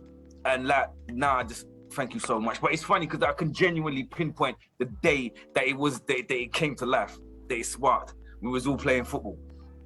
You can't control where these things stem from. Again, not to...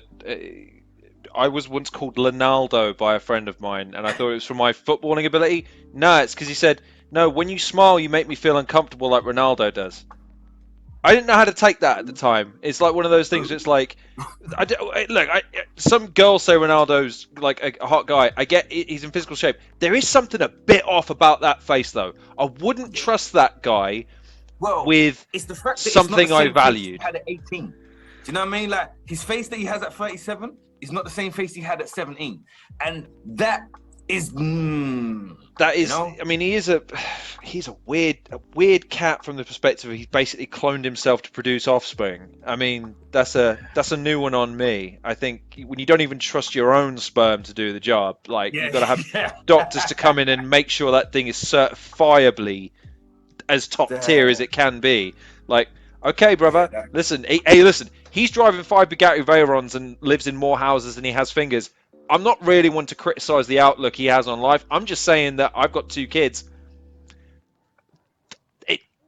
I've got 2 kids. There's not really more to say to it than that, other than, yes, so I saw the very best cardiogram journalist in the world, and he told me that I could have that. Dude, I think you're overthinking this football thing, man. Just kick the ball and get on with it. Do you know what I mean? Like, you're a good Most footballer, definitely. fantastic, and it's afforded you a great lifestyle. Just get on with kicking the ball, son. But so you want a question, and I think a lot of people want a question.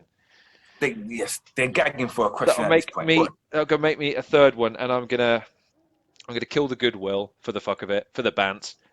You're a winner. You're a proven winner. You've got a track record of success, and you have, you've got titles to a name. How do you reconcile that with being a Spurs fan?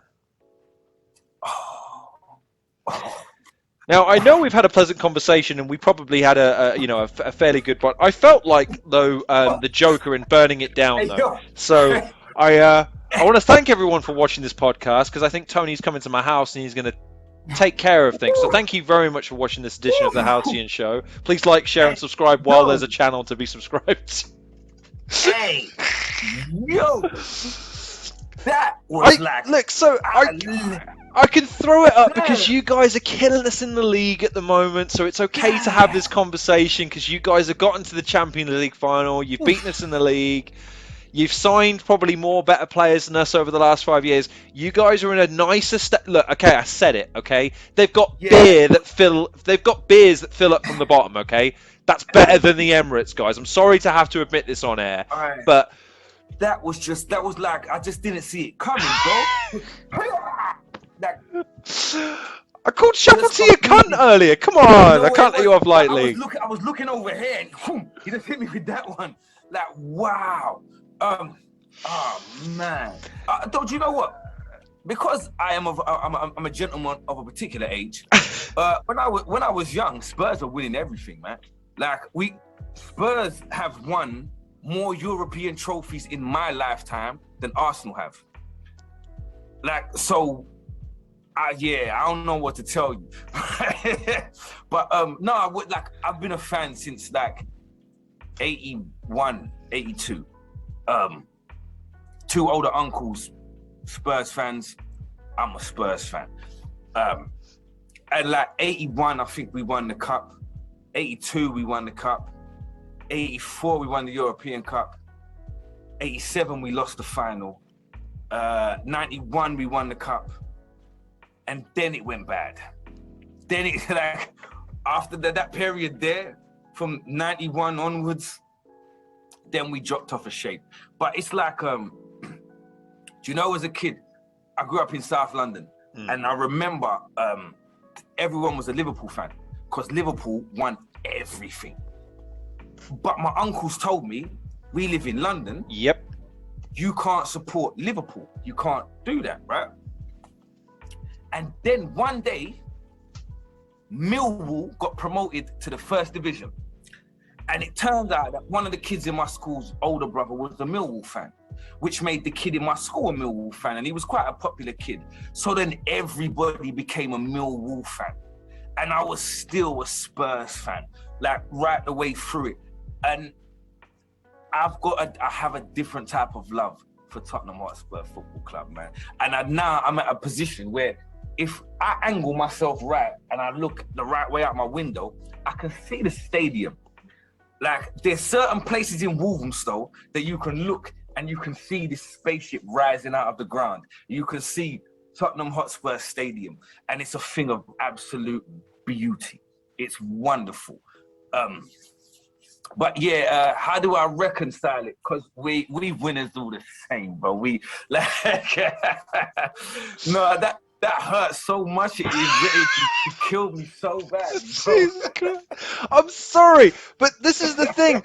I had the same reaction you did when you found out I was an Arsenal fan. Researching you, was like, oh no, he's a Spurs fan. Oh no, like. But here's the thing. I don't know how you feel about Arsenal fans. Arsenal fans have a way of feeling about Arsenal fans these days where I think I detest most of the Arsenal fan base more than I have ever detested any Spurs fan I've ever encountered. Arsenal's fan base is so relentlessly toxic. And I don't understand why. We lost a pre-season friendly 2 days ago, whatever it is, after winning 4 games on the trot. Yeah. Arteta doesn't know what he's doing. He's invested all that money and he didn't play any of the players. What's he doing? It's like, that's what I mean. Motherfucker, do you think you know more about football than Mikel Arteta? Do you think you know more than a guy that played for PSG, Barcelona, Everton and Arsenal and coached at City under Guardiola? Are you beside yourself? I'm guessing if I was to get a Lego man's hair and put it on my head, I think I would transfer all of Arteta's powers into me. Like, I feel that's all I need. I can't defend the man's hairstylist, okay? I just need a Tony D size Lego hairpiece, like, and I'll just be Mikel Arteta. No, I'll tell you the only, like, he's just a very astute man. How come he's so hairy? He's like, he's one of them Donnies. Like, you know when he shave at 9 a.m.? And then, is it lunchtime? There's once more. Is that 5 o'clock? Once more. He's a hairy He's dude, an interesting cat from the perspective of he has chin hair that connects to his chest hair.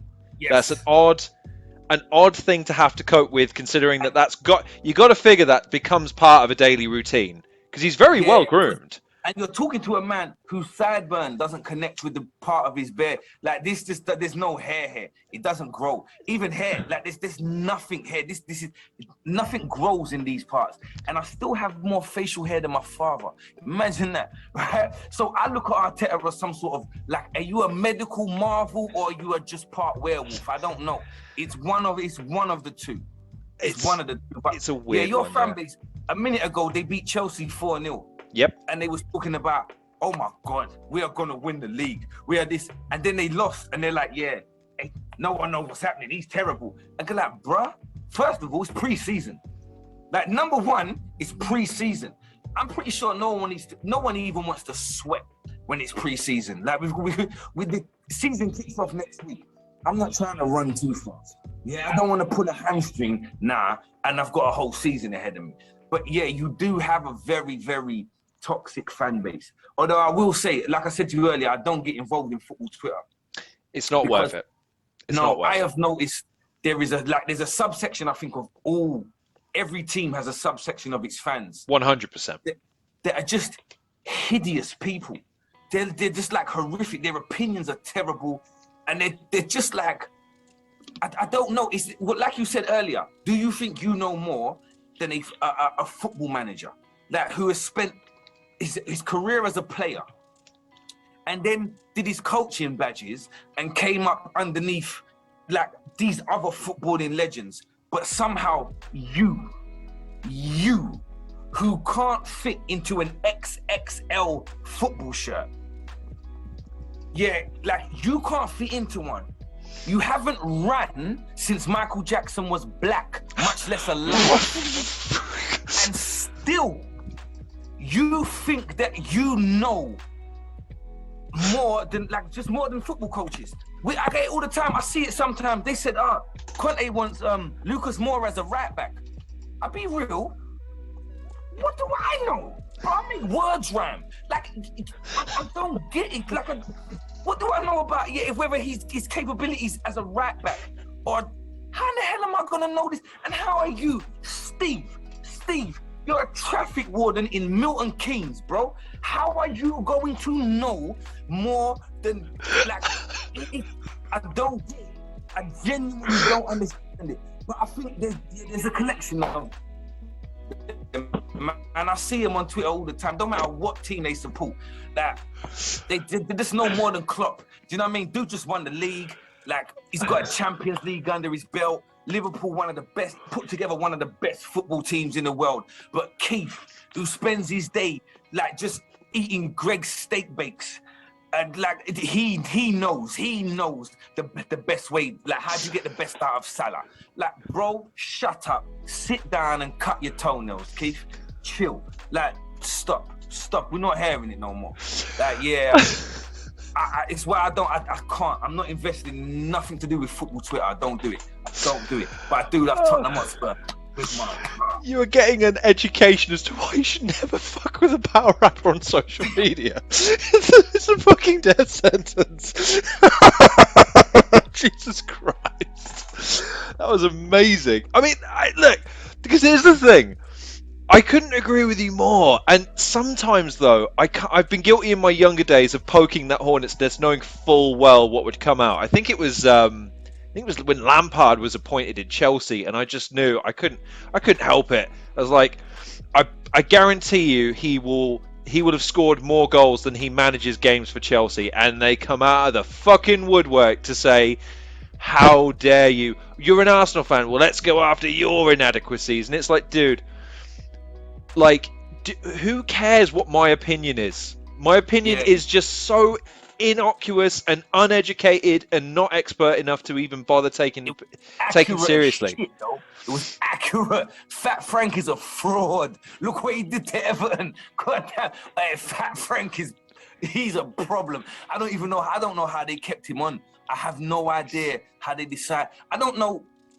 They were in a problem, and they were like, who's gonna solve our problem? Fat Frank.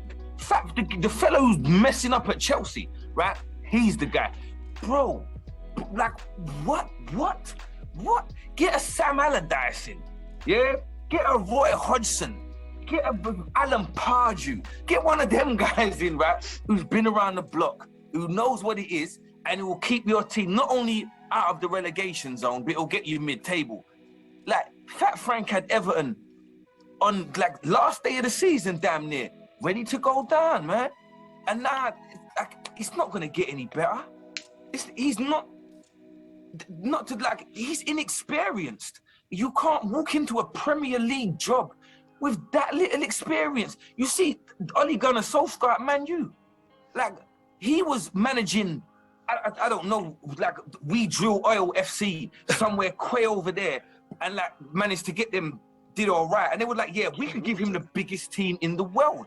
Like, bro, it's not going to go the way you think it's going to go. It's not going to work. Yeah, that was a weird appointment, considering that he was brought in effectively to be everyone's best mate. Yeah, very weird thing for like you said, from the club that had Alex, which again, as we've both been football fans for longer than a lot of people have been alive at this point, which is a depressing thought. But the fact is, as much as I fucking hated United back in the day because they just would not stop fucking winning everything, you had to respect the fact that they had built a culture of winning. It's the same with the Michael Jordan documentary that came out, where you go like, look, the guy was a detestable arsehole, but he won. And when you don't win anymore, it's not enough to get people that you like in and you start winning again. It's sometimes you need that asshole that goes, I mean, LeBron has that tendency and Kobe has that tendency. There's a reason why they keep winning things.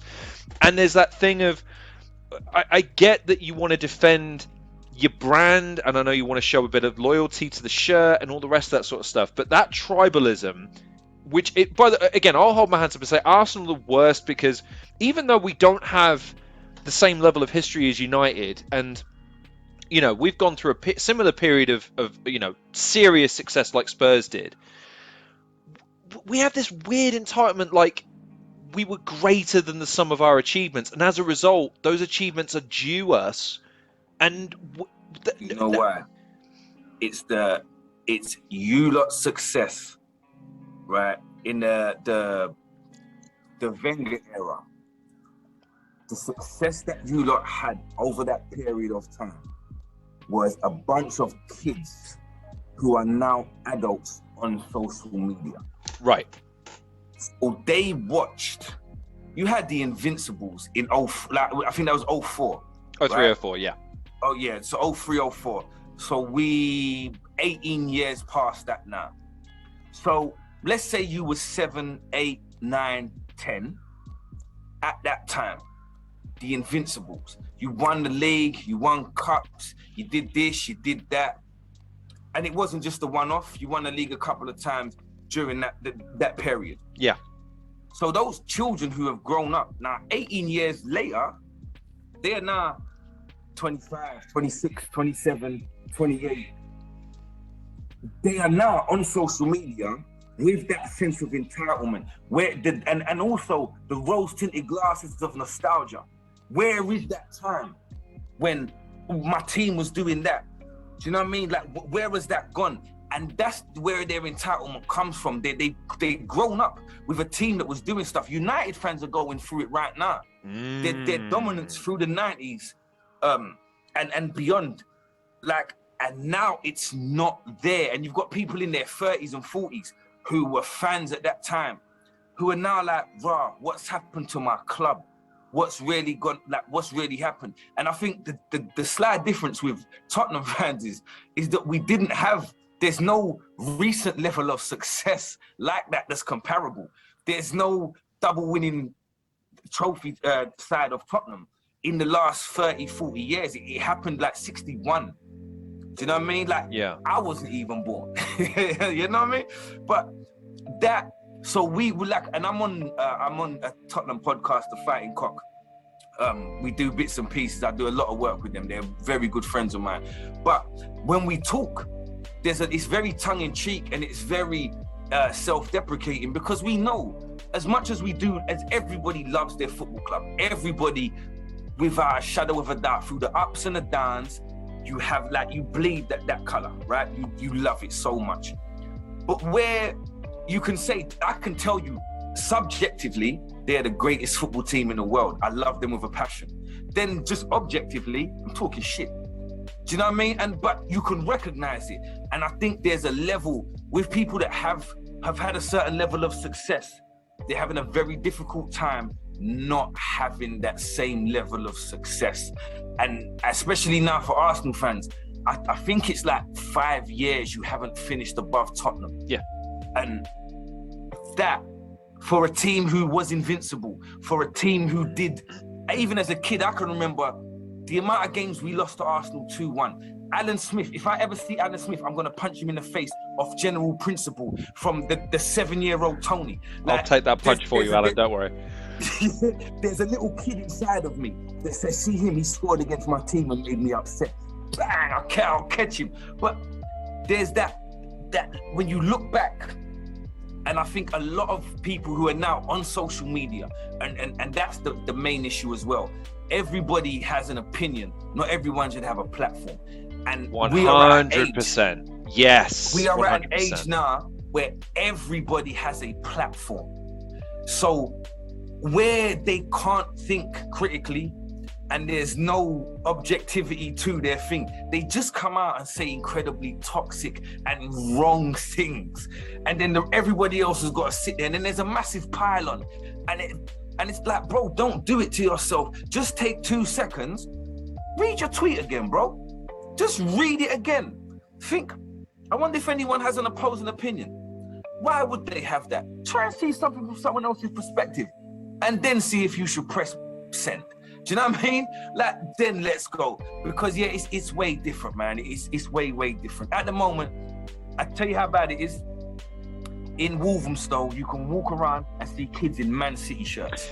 Right. And we have to talk this. Yes. Yeah, we have to talk there's this. There's nothing more disappointing. Like, I've never seen anything so tragic as you at glory hunting. I'm gonna throw my brother under the bus. Asked him who he supported once, right? He said Man United and wait, what? And? Yeah, and? Go on then. Man United, Spurs. Wait, you support 2 teams in the same league? In the same league, yeah. Okay. And there's a second and. Okay. And Barcelona. Oh, I'm sorry. I've got nothing for you because it's bad enough. I already don't. Look, again, I don't know if you're in the new school, which is like, look, support who you want to support. Dude, my family's from Islington. I support Arsenal because that's where my family hails from, okay? That means that I get to support them through the Invincibles era, but now I have to support them during periods where Sebastian Squillaci is starting for us at centre-back, and Andrei Arshavin is spending more time on the bench than he is on the pitch, and Thomas Rosicky, who is never injured, he just really liked the yayo, and we all know it, Okay, I'm not big enough to be sued yet, but I imagine that's a sentence that's going to get me liable one day. But look, I had to go through that period too, but I wouldn't change it for the world, because the critical element of football is that word that goes before the football team. I support them. I'm not here to watch them win every game. I'm here to support them, because I am part of a club. I'm part of a fraternity, a brotherhood, a sisterhood, whatever you want to call it these days. I belong to Arsenal and they belong to me.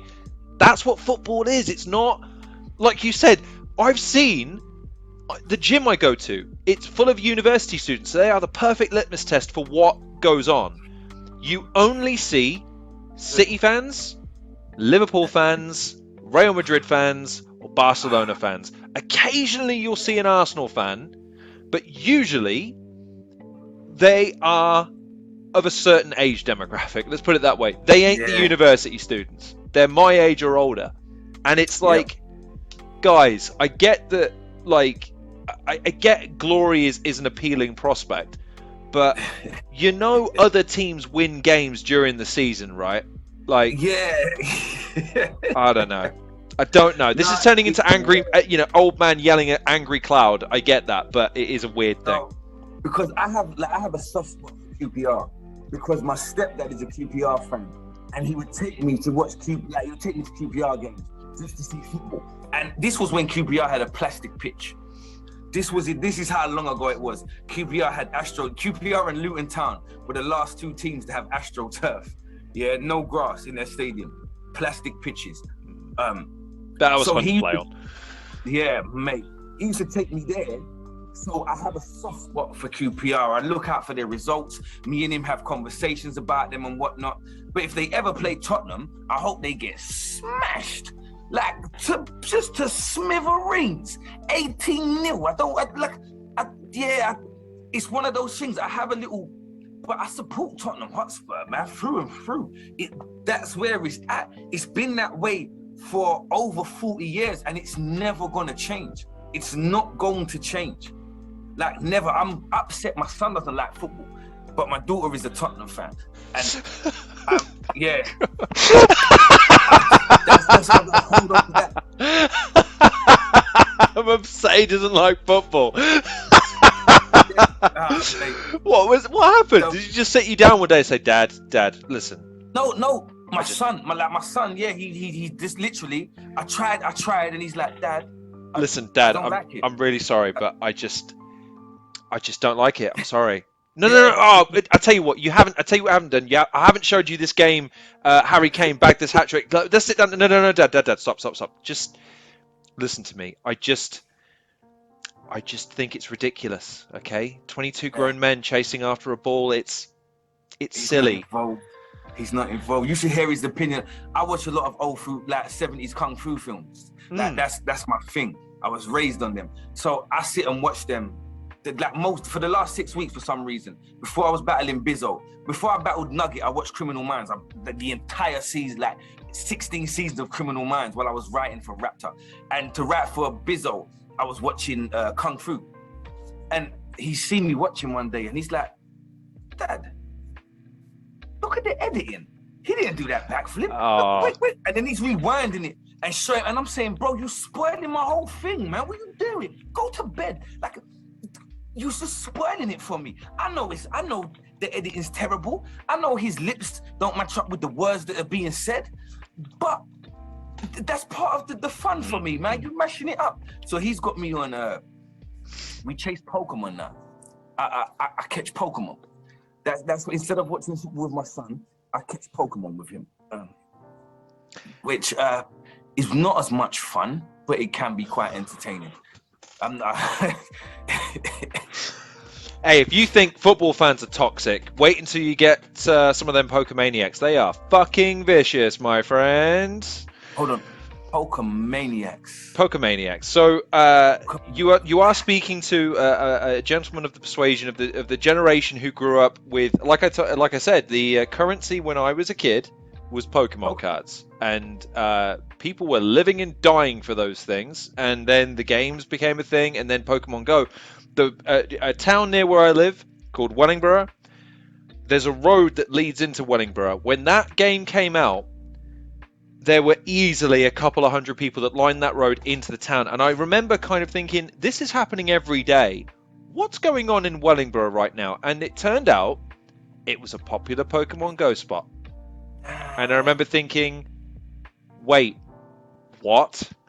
And how long is this going to last, I wonder? And it went on 4 weeks. It's incredible. I remember them. That was some people's only exercise during the pandemic. Yes, was playing Pokemon Go and going out and catching Pokemon. But like, yeah, we went. Man, yesterday we went on a walk to catch Pokemon. Oh God! And then he was upset because he'd only caught 10, and he was aiming for 15. So then, no, 17. And then today we went out, and he caught 15 today. And I don't get it really. I'm not gonna lie. I don't get it. But then I can't point my fingers because like I watch battle rap and porn. So I'm just a big wanker. Time that to perfection because I caught that sentence just as we cut off. It was perfect, wasn't it? Just a big wanker. I caught that just as it cut off. That is, again, there's something so perfect about the way battle rappers in particular segue. I've interviewed other genres of people before. I've interviewed other YouTubers, game developers, other prominent individuals. I've got actually. Have you ever heard of the journalist Adam Crafton? No. So he's I think he writes predominantly for Chelsea. He covers stuff on The Athletic, and I've got him coming up soon. I worry though because the segue game that battle rappers have made me expect. I feel like I'm going to have to force the conversation in ways, whereas you have guided the conversation in directions that I didn't need to do that, and it's just makes things very effortless as an interviewer. It's perfect. It's a problem that I have. It's a problem. You have to tell me stop, wrap it up. Tell you, it's not a problem. Carried away. Well, we will wrap up in. If it's okay, I'll get one more question in, and then I'll do the big boy wrap up, and then we can let you get on with your life. Because my God, I have taken up 2.5 hours of your time on top of the 2 hours I took up of your time earlier. That's all right. Honestly, by the way, just a quick segue. I can't tell you how much I appreciate you taking the time, man. Honestly, no problem, man. No problem. Like I said, it's one of those like. This is good for you. I've seen the caliber of people that you deal with. So you got Shuffle, you got Briggsy. Like I've been paying attention. You've got the right people in the field to carry you further to go. Like, and if I can help you with that, then man, I can help you with that. You're doing a bit more than honestly. Like just because it's a two-edged sword for me. Number one, I like having interesting conversations, which is tricky because. Like, not everyone's equipped to have that kind of conversation. A lot of people would rather just have, like, the sort of controversy-filled venom, bile, and spewed stuff where they just want to get on something and cuss. And I've got no problems with, like, it's the reason why, even though the don't flop thing has come up on a number of occasions, I've usually encouraged people to skirt around it because it's like, dude, I don't have anything to add to that. And I don't think there's anything that needs to be said at this point because what's done is done. And I think... controversy is a weird thing, man. It can serve you well in the short term. I get that. I mean, look, we were just talking about football. AFTV, if nothing else, loves it some controversy, and that's great. But now they're suffering the consequences of that, which is they have become targets of that controversy. And it's that thing of, if you want to build your... there's a saying in a game. Again, I'm sorry my cultural references are not cooler, but it's a game, Star Wars game. To be united by hatred is a fragile alliance at best. And it's that thing of and it's quick and it's easy, and it's the reason why many of humankind's conflicts are ultimately resolved. It's we all have something we hate, so we'll unite to tackle that thing we hate. The problem is if you tackle that thing, you're not united by anything anymore. Yeah, that's a really good quote, man. That's a really, really good quote. Do you know what's wild? You say it's two things you just made me think of. One is I'd really love to be a gamer, but the only game I play is Pro Evolution 2021. I even would update. I don't change anything. I keep resetting the season and starting again and just playing again. And then the other thing was Star Wars. I've never seen Star Wars, right? Okay. I've no interest in it, and as part of my podcast, the podcast I do, they've got this idea to film me watching every single Star Wars film, and they like it's got to the point I feel like they're bullying me because I don't want to watch Star Wars, man. I don't care. I genuinely, and if they're gonna film it and then banter me while it's happening, and I'm like, damn, bro. And then I found out they're trying to make a new Star Wars trilogy, which then made me think, hold on a minute. So what's the old Star Wars trilogy? And then I found that there's 2 trilogies already. Yep. And then there's a thing called The Mandalorian. Yep. And there's lots of different bits, and they're trying to get me involved in all of them. And I couldn't think of a worse thing in life. Do you know, see space? Like, I'm a nerd. See Brian Cox. I love me a bit of Brian Cox, right? He's all right, isn't he? Yeah. Learning about what's out there and how the planet's formed and all of this stuff here. But you see sci-fi. Stop it. Can I pitch it to you a way that I guarantee you no one else is going to pitch it to you, now knowing what I know about you? Go ahead. Okay. George Lucas, when he penned the original Star Wars films, based the mystical Jedi Knight Order, which is what the films kind of base themselves around, on the Bushido Samurai Code. In other words, he tried to take the elements of samurai culture that he had viewed through sort of the black and white samurai films of the 1940s and 50s through to the 60s, tried to imbue that with the kind of the Tolkien, the sort of the more typically fantastical books of the 1960s and 70s, and then added in that science fiction element because that was becoming prominent in the 70s, like with Flash Gordon, which he famously tried to buy the rights to that and failed in doing so. And I'm sure he's kicking himself right now, having sold the license to Star Wars for $8 billion. But the point is that the essence of Star Wars is it's a tragedy of an individual who falls from a position. It's that thing of the road to hell is paved with the best of intentions. Now, here's where my pitch falls apart. One of the films is basically space Twilight. One of the films is... I haven't seen Twilight, so I can't critique it. So perhaps we're on to a winner there. Okay. What if I was to tell you that one of the most famous lines in that film, this second film that I'm saying to you is Space Twilight, is... So they're having this really supposedly romantic moment, the main protagonist and the love interest, and he goes, "I don't like sand. It's coarse, rough, gets everywhere. Not like everything here, where everything is soft and smooth." And he's gesturing towards her and trying to touch her shoulder in that moment. Now, I don't know about you. Whenever I've tried to attract the attentions of a fair lady, never do I reference sand and how coarse it is. Yeah. It just isn't that's not my game that I lay down. Maybe I should, I don't know. Maybe sand is really just one of those things that just gets women really ready to go. But in my experience... I'm pretty sure it has the opposite effect. Do you know what? Yeah, you might be right, because actually within that scene, she's kind of like, creepy. Yeah, and I've got sand in me crack, and I'm going to need to go and shower. It's very, very odd. But the Star Wars thing, look, I do understand it, and I do understand the trepidation, because I'm the same when it comes to any TV series. If you want to pitch me a TV series, I'll watch 2 episodes of it and decide it's stupid, because you can always boil I'm the guy that watches a movie like Have you ever seen A Quiet Place? No. So, do you ever see Bird Box? No. Okay, so both premises are the same. I am not a pop culture guy. No, and me neither, man. So you can imagine how fucking hard it was to get me to watch these 2 things, which everyone's quoting it, like Bird Box, and they're making memes and shit. But I'm the guy that watches the movie. I leave the movie theater and I go, "That was stupid," and they go, "Why?" The premise of A Quiet Place is that these monsters hunt you using sound. Right? You make a sound and they're on you, and they're basically invincible. You can't kill them with shotguns or anything like that. Okay, so they only go towards sound.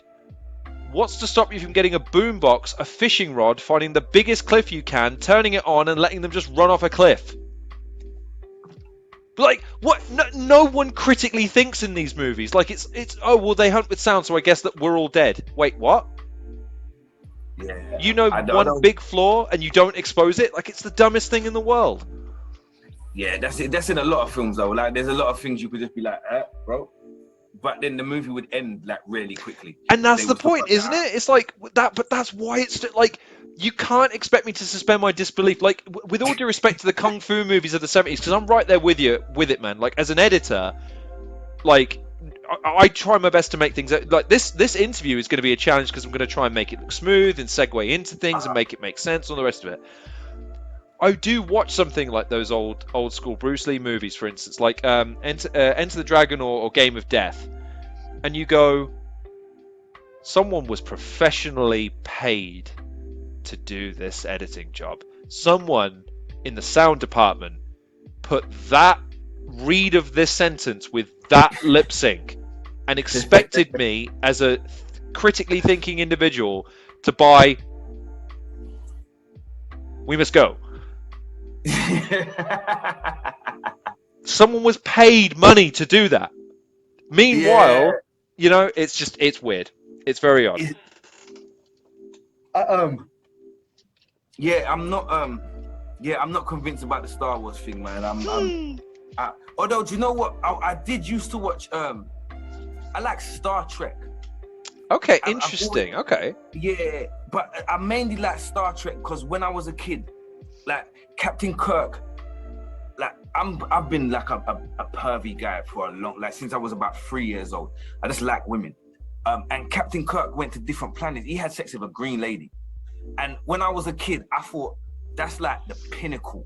Like you went, like she's green, bro. Like over here, we got like black, white, brown, various shades of in between. She green, like you on a whole new level. And I think I gained the respect for Star Trek because of Captain Kirk and his sexual escapades.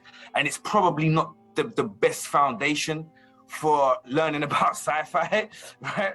But I like Star Trek, man. And I love Spaceballs. Spaceballs is amazing. It's a cult classic. And to your Captain Kirk point, he is the first man in science fiction history to disregard anything to do with, I don't know anatomically if this will work, but I'm going to shoot my shot because I'm here. And I'm boldly going where no man has gone before. Where no man has gone before, man, you got to love it. You got to love it. Like, he with no fear, he said, I'm doing this for planet Earth. Yeah? I got, like, come on. Like, yeah, as a kid, that tells you how warped my mind was as a child. That is just a brief insight, a little window into my warped childhood mind. Was like, damn, I really want to mesh green women. I really do. He's done it, I want to be. Like that, yeah, I don't know. Yeah, you're not going to get that with Star Wars. I think the closest... What is the closest they ever... It's Princess Leia in the bikini in Jedi, I think. Like every God-fearing, red-blooded, basement-dwelling nerd has that picture in their wallet, wall, screensaver, something along those lines. Next to the big Jabba the Hutt. Bit weird for me because my sister's called Leia, so I don't personally have that fixation. That, by the way, gives you an idea of how... So I'm not pitching Star Wars because I'm a fan of Star Wars, but I'm not an uber fan.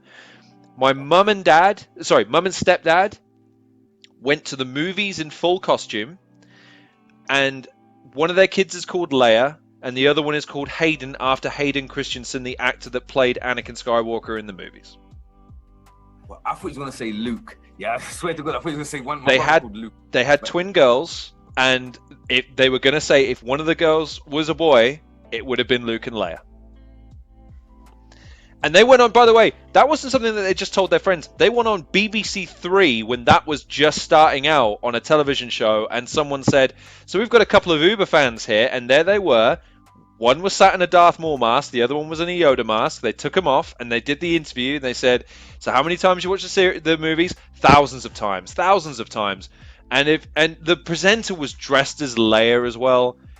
Like, looking back, I can't believe I didn't give them more shit for it, because it was one of those things where you go, bro, I'm not gonna lie, like, my dad's an alcoholic, and I think he's winning. I think he's winning in this scenario. It was. Oh, by the way, and again, that was again a zeitgeist, man. When Phantom Menace came out, that was one of the few times I ever remember people queuing outside of a cinema to get tickets for.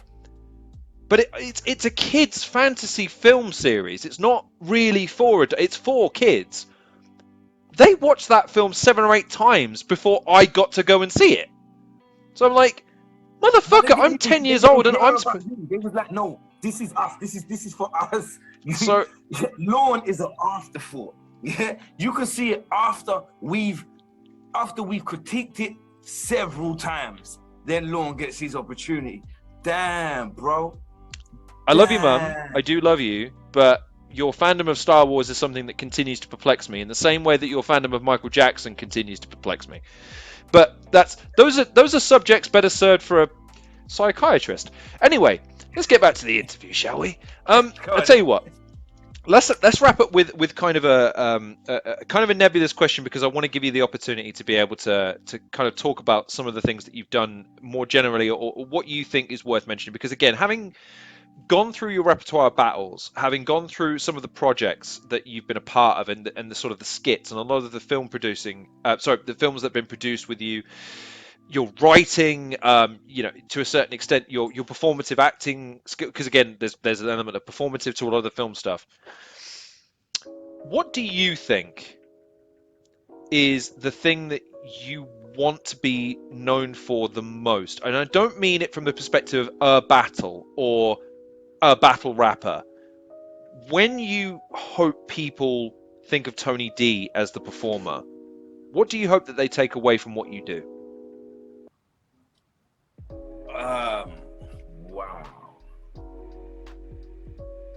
Wow.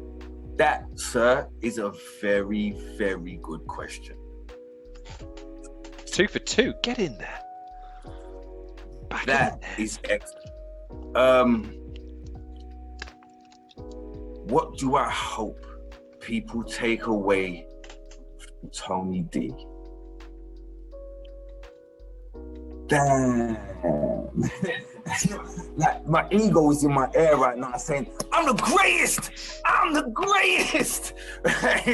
Tell them! Talk to them! Do you know what's so weird? Because I can literally feel like there's something that's shouting it in my head. I'm that I think, damn, that's a really good question, man. I mean, I'm sorry to put it. I really didn't want to put it as kind of open that, but I just can't. I can't hem you in. It's not like I want to say, how do you want people to remember your battle rap career? Because that's such a limited scope for what you have done over the course of a career that spanned decades. And you've seen different eras, you've seen different performers, you've seen different trends. You've applied yourself in different ways. And I think, again, my perception of you has changed radically just in researching you, let alone having enjoyed your performances over the last 5, 6, 7 years. So it's not important what I take away from it, because I think you've given the industry and you've given the genre a lot, so you deserve to kind of say, look, if you take away one thing about Tony D from everything that I've done, this is what I really hope you take away from, because I think that's an important thing, man. You've left a legacy that deserves to be acknowledged in the way that you want it to be acknowledged. You know what, as you quite succinctly like wrap that one up there, yeah, I think the thing I would most like to be remembered for would be for helping.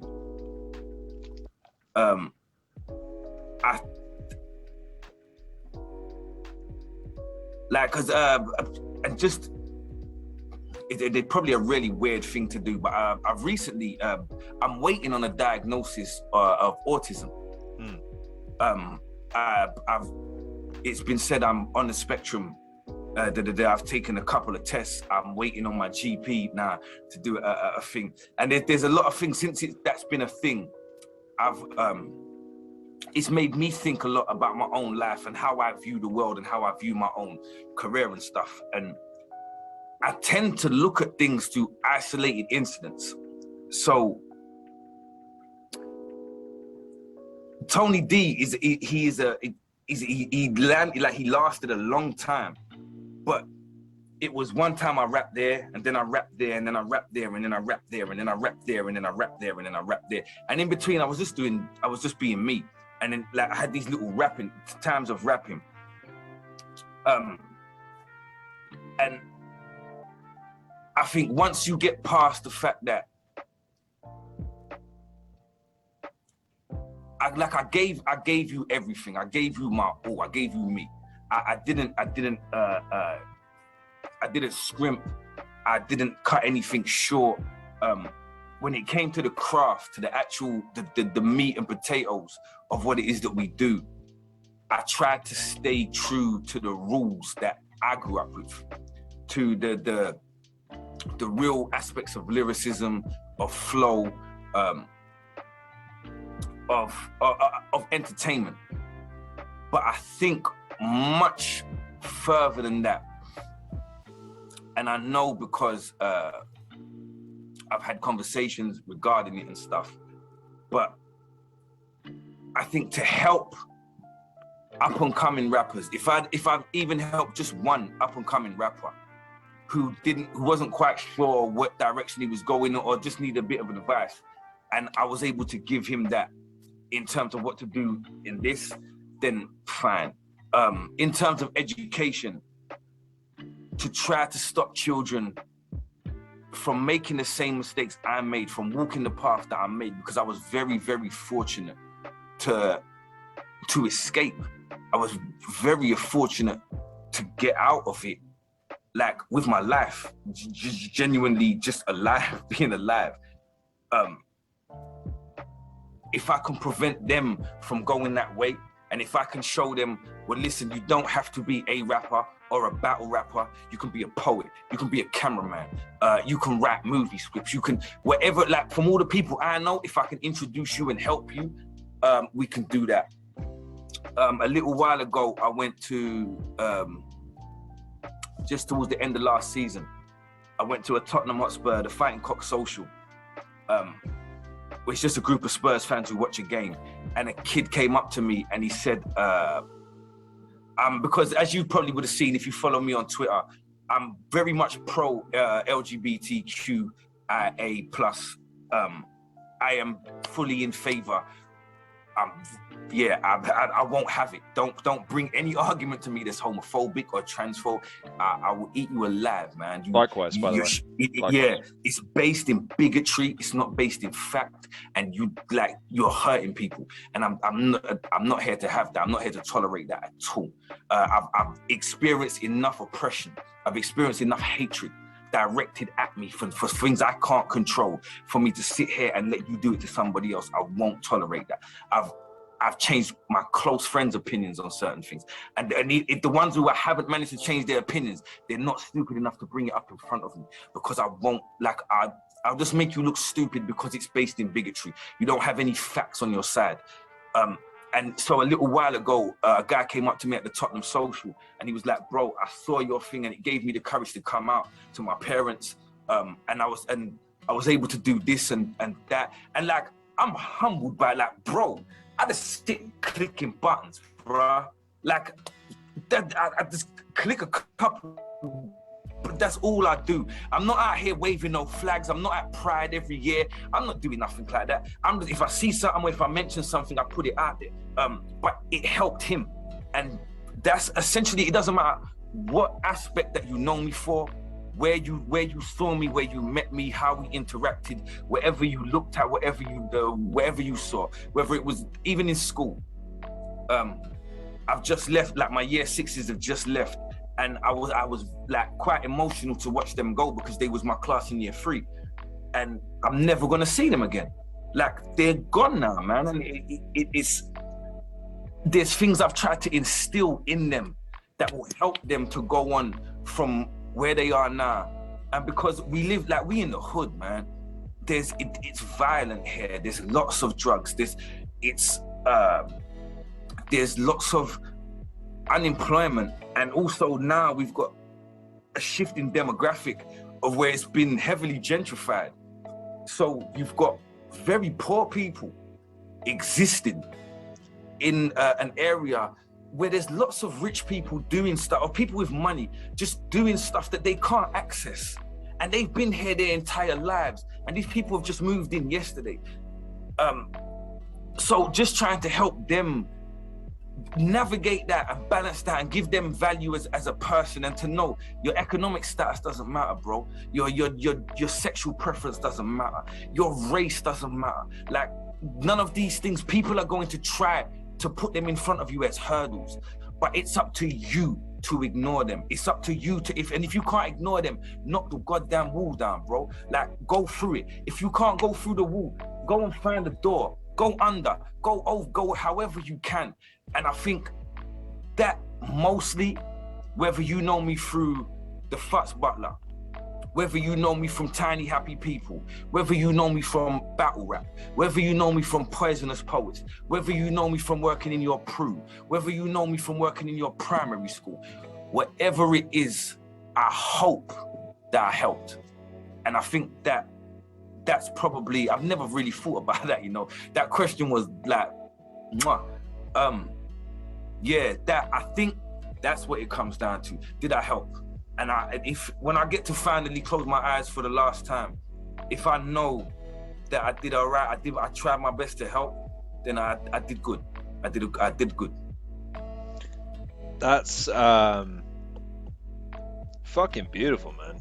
Like, I'm trying to find a succinct way of summing that up, but just that's fucking beautiful, man. Like, I will just say, one day when you close your eyes, yeah, in 70 years, after 55,000 more battles and a number of different features, and indeed a successful career in whatever the fuck he decides to do, because I think, do you know what? Having examined your career in preparation for this, I think that rings true in a number of different ways, and I can't tell you, again, on behalf of anyone that has felt like you've helped, because you have, I think it's so critical that people like yourself take that responsibility as not a burden but a blessing, and the idea that you understand that kind of connotation of, like, it's all well and good being aspirational for yourself, but it's another thing of that, the old saying of wise men plant trees that they know they'll never see the shade of, and that thing of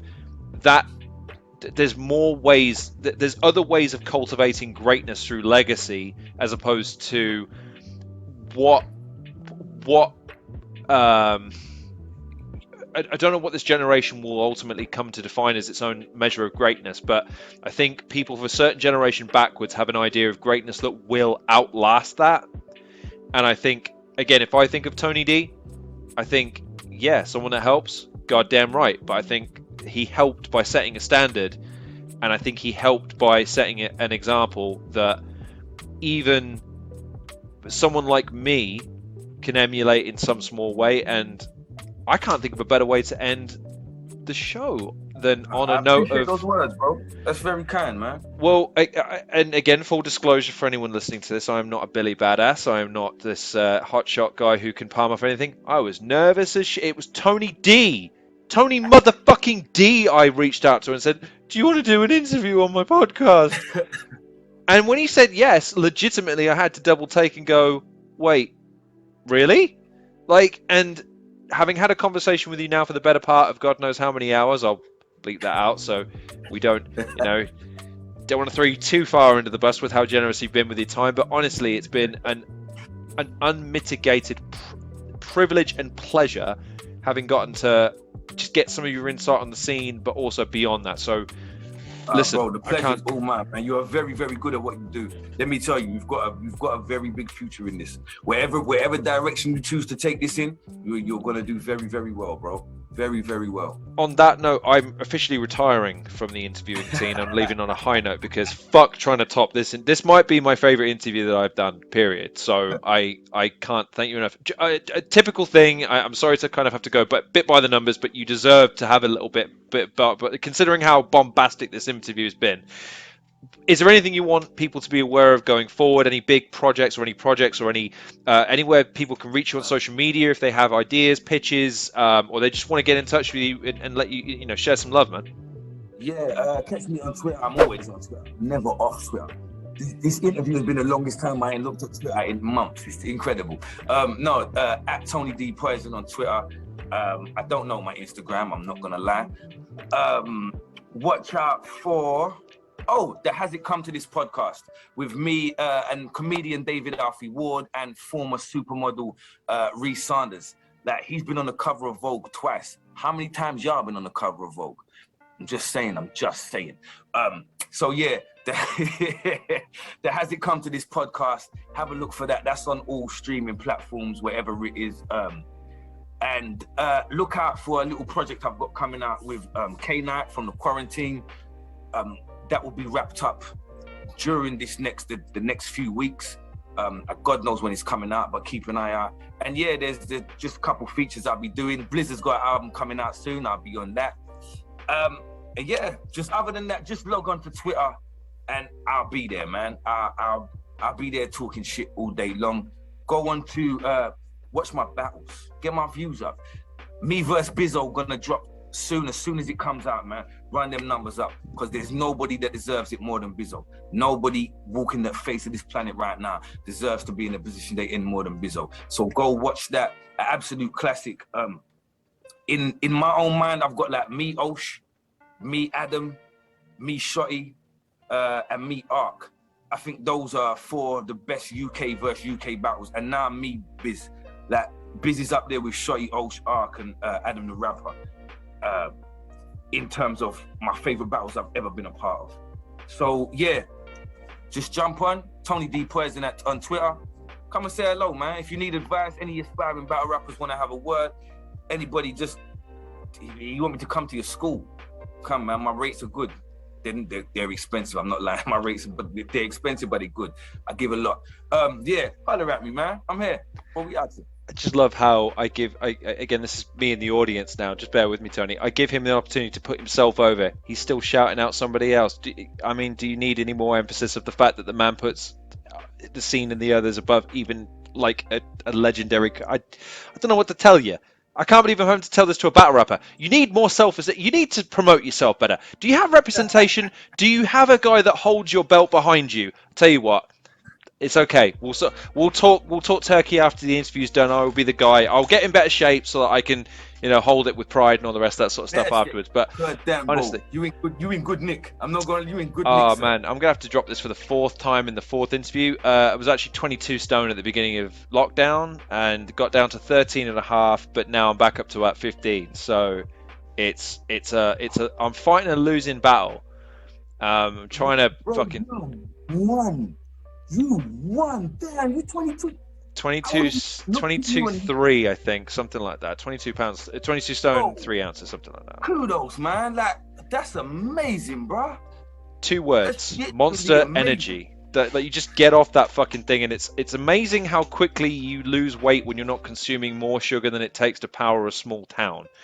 Not that anyone's looking for weight loss advice from someone that's 15 fucking stone, but I'm just saying, like, 15 stone's a shade better than 20. I can fit sideways through most doors now. That's pretty cool. I feel that. Damn, but yeah, you should be wild proud of yourself, bro. That's crazy. That's proper. I've done that 3 times. I've done that 3 times in my life now, man. That was the heaviest, but I've been 20 plus stone twice before, so it's not like I've not seen it coming before. Do you know KFC serve up to 15 pieces in a bucket these days? Do they? They do. And they don't tell you don't have to eat it by yourself either. It's deadly. See, I don't do food like that. I'm not a foodie. Like today, for instance, I've ate once today, and I've had 2 of these. But I don't I weigh 9.5 stone. And I've weighed 9.5 stone since I was 15. My waist is 28 inches. I've been the same size, height, weight, everything since I was 15 years old. It hasn't changed. I've just got more hair. Literally, my hair's grown. I'm little. I don't know if I remember being 9 stone, to be honest with you. Bro, I can't even put it on though. I can't put weight on. because you have to eat, and I don't enjoy eating. I was going to say that, but Shotty is the example of someone like me who used lockdown to try and improve the old physique. He had the opposite problem though. I was trying to go down, and I actually tweeted him and said, "We're going to pass each other like ships in the night if you're not careful." And sure enough, that's what happened. He went up to about 15 something, and I got down to about 13 something. But it's like, man. It's interesting watching people who have that problem, because it's like they can't put, and it is literally a simple, it's caloric deficit or excess. You eat more calories than you need and you put on weight. But it's that thing of, but you got to force people to eat. They can't do it, and it's like I literally can't. I'll take yours. Yeah, no, it's not a thing. That even today I skipped breakfast by accident. And then we did this thing, and then by the time I got her back home at 6 o'clock, I realized I haven't ate today, and that's from waking up in the morning. But it's because I can do.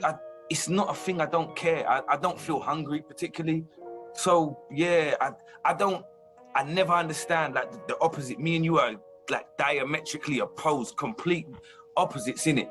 But yeah, I don't understand, because me and Shotty spoke before when he was getting on. And I was like, bro, what are you eating?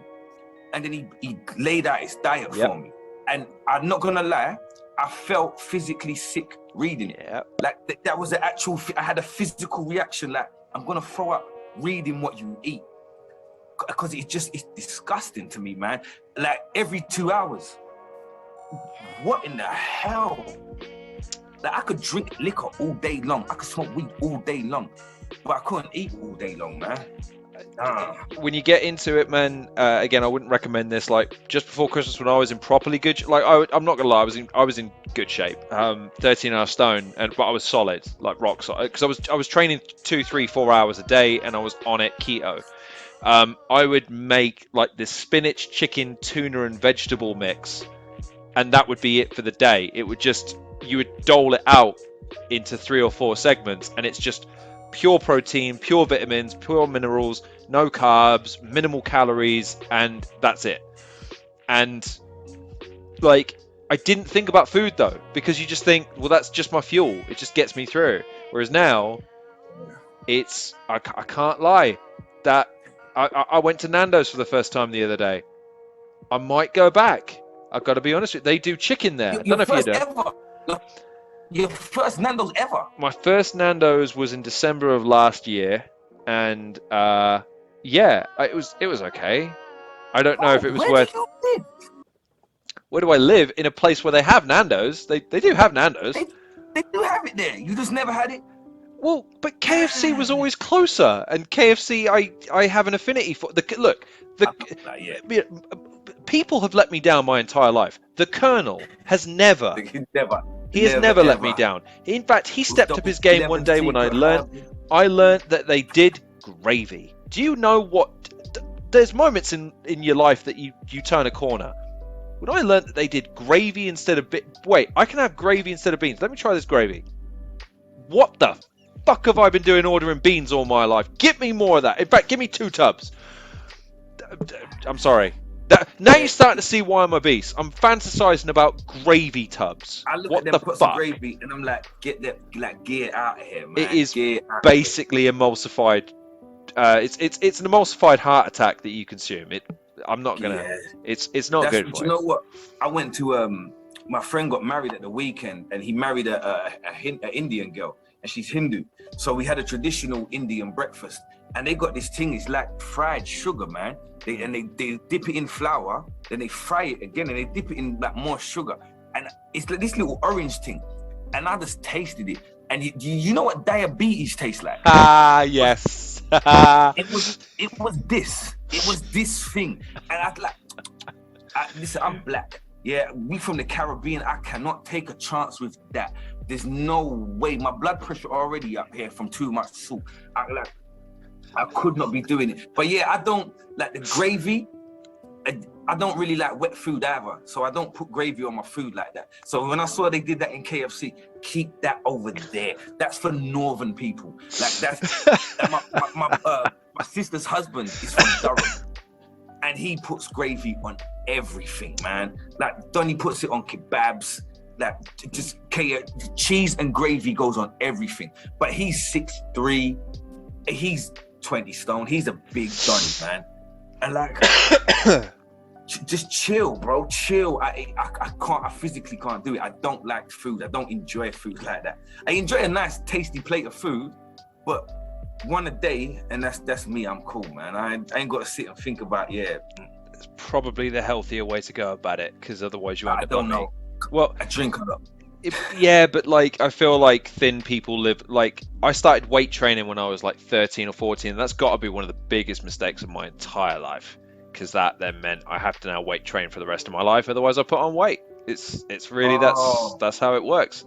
So yeah, me never going to the gym ever in life turns out to be a benefit. Look, okay. I'm not saying it doesn't have its benefits from time to time. Look, it's landed me. Look, I've had weight. This is not great to work with, but if you have guns, it makes it a bit more palatable for picking up. I'm not advocating weight training to pick up girls. I'm saying it works. That's all I'm saying.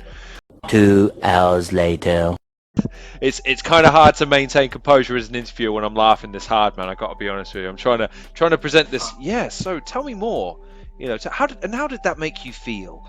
You know, as opposed to falling all over the place. So this has been fucking amazing fun. So I really appreciate it. It's been a good interview, bro. Like, it's been a really good interview.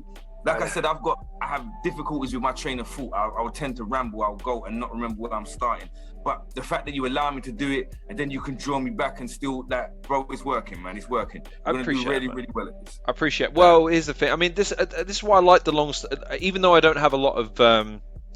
I've kind of fallen off his bandwagon now, but when I first discovered Joe Rogan and what he did with his guests and stuff, and I'm like, do you know what? He's got the right idea. I just think he goes about it wrong when he starts to like, hey, do you ever think about how they control you with microchips? No? Well, I have. So here, let's talk about it for half an hour and just, you know what I mean? Like, if I'm gonna talk bullshit, I want to let people know, dude, I'm talking shit. I'm just talking shit. Like, it's just not founding this on anything. Like the way I lost weight, by the way, wouldn't tell anyone else to do it my way. So I'm not gonna sit on a podcast and go, yeah, man, this is definitely the way. Do you know what you need to do? You need to hang upside down for 3.5 hours, and you need to sleep back to front, and you need to only eat tin cans. Like, it just seems like a weird thing to have to do. But yeah, man, like. This is still. I mean, again, I'm probably. You know what? Though I watched some Joe Rogan, and like at first I was like, there was parts of it was like, this is quite a good interview, and then I would hear him say some stuff, and I was like, this is not an intelligent person. Like he's read just enough to come across a certain way, but not quite enough to fully understand what he's getting into over here. Yeah, he's a weirdo, but yeah, you'll overtake him. Don't worry, bro. Well, it's part of me. Look, this is the thing, though. I guess I'm more in your camp than I am in other people. If one day I became famous, that would be genuinely terrifying to me. I would pay someone to take my spot, and I'll take the money. I'll take the money all day long. I'll keep the money because then that's financial security for me, my kids, all the rest of that sort of shit. But being famous, like. I can't do. I had the only time it ever happened to me in my entire life was someone came up to me and said, "You do the Halcyon show, don't you?" I was like, "Yeah." Like, oh yeah, I watch your videos and I really like them. I think they're really cool. What?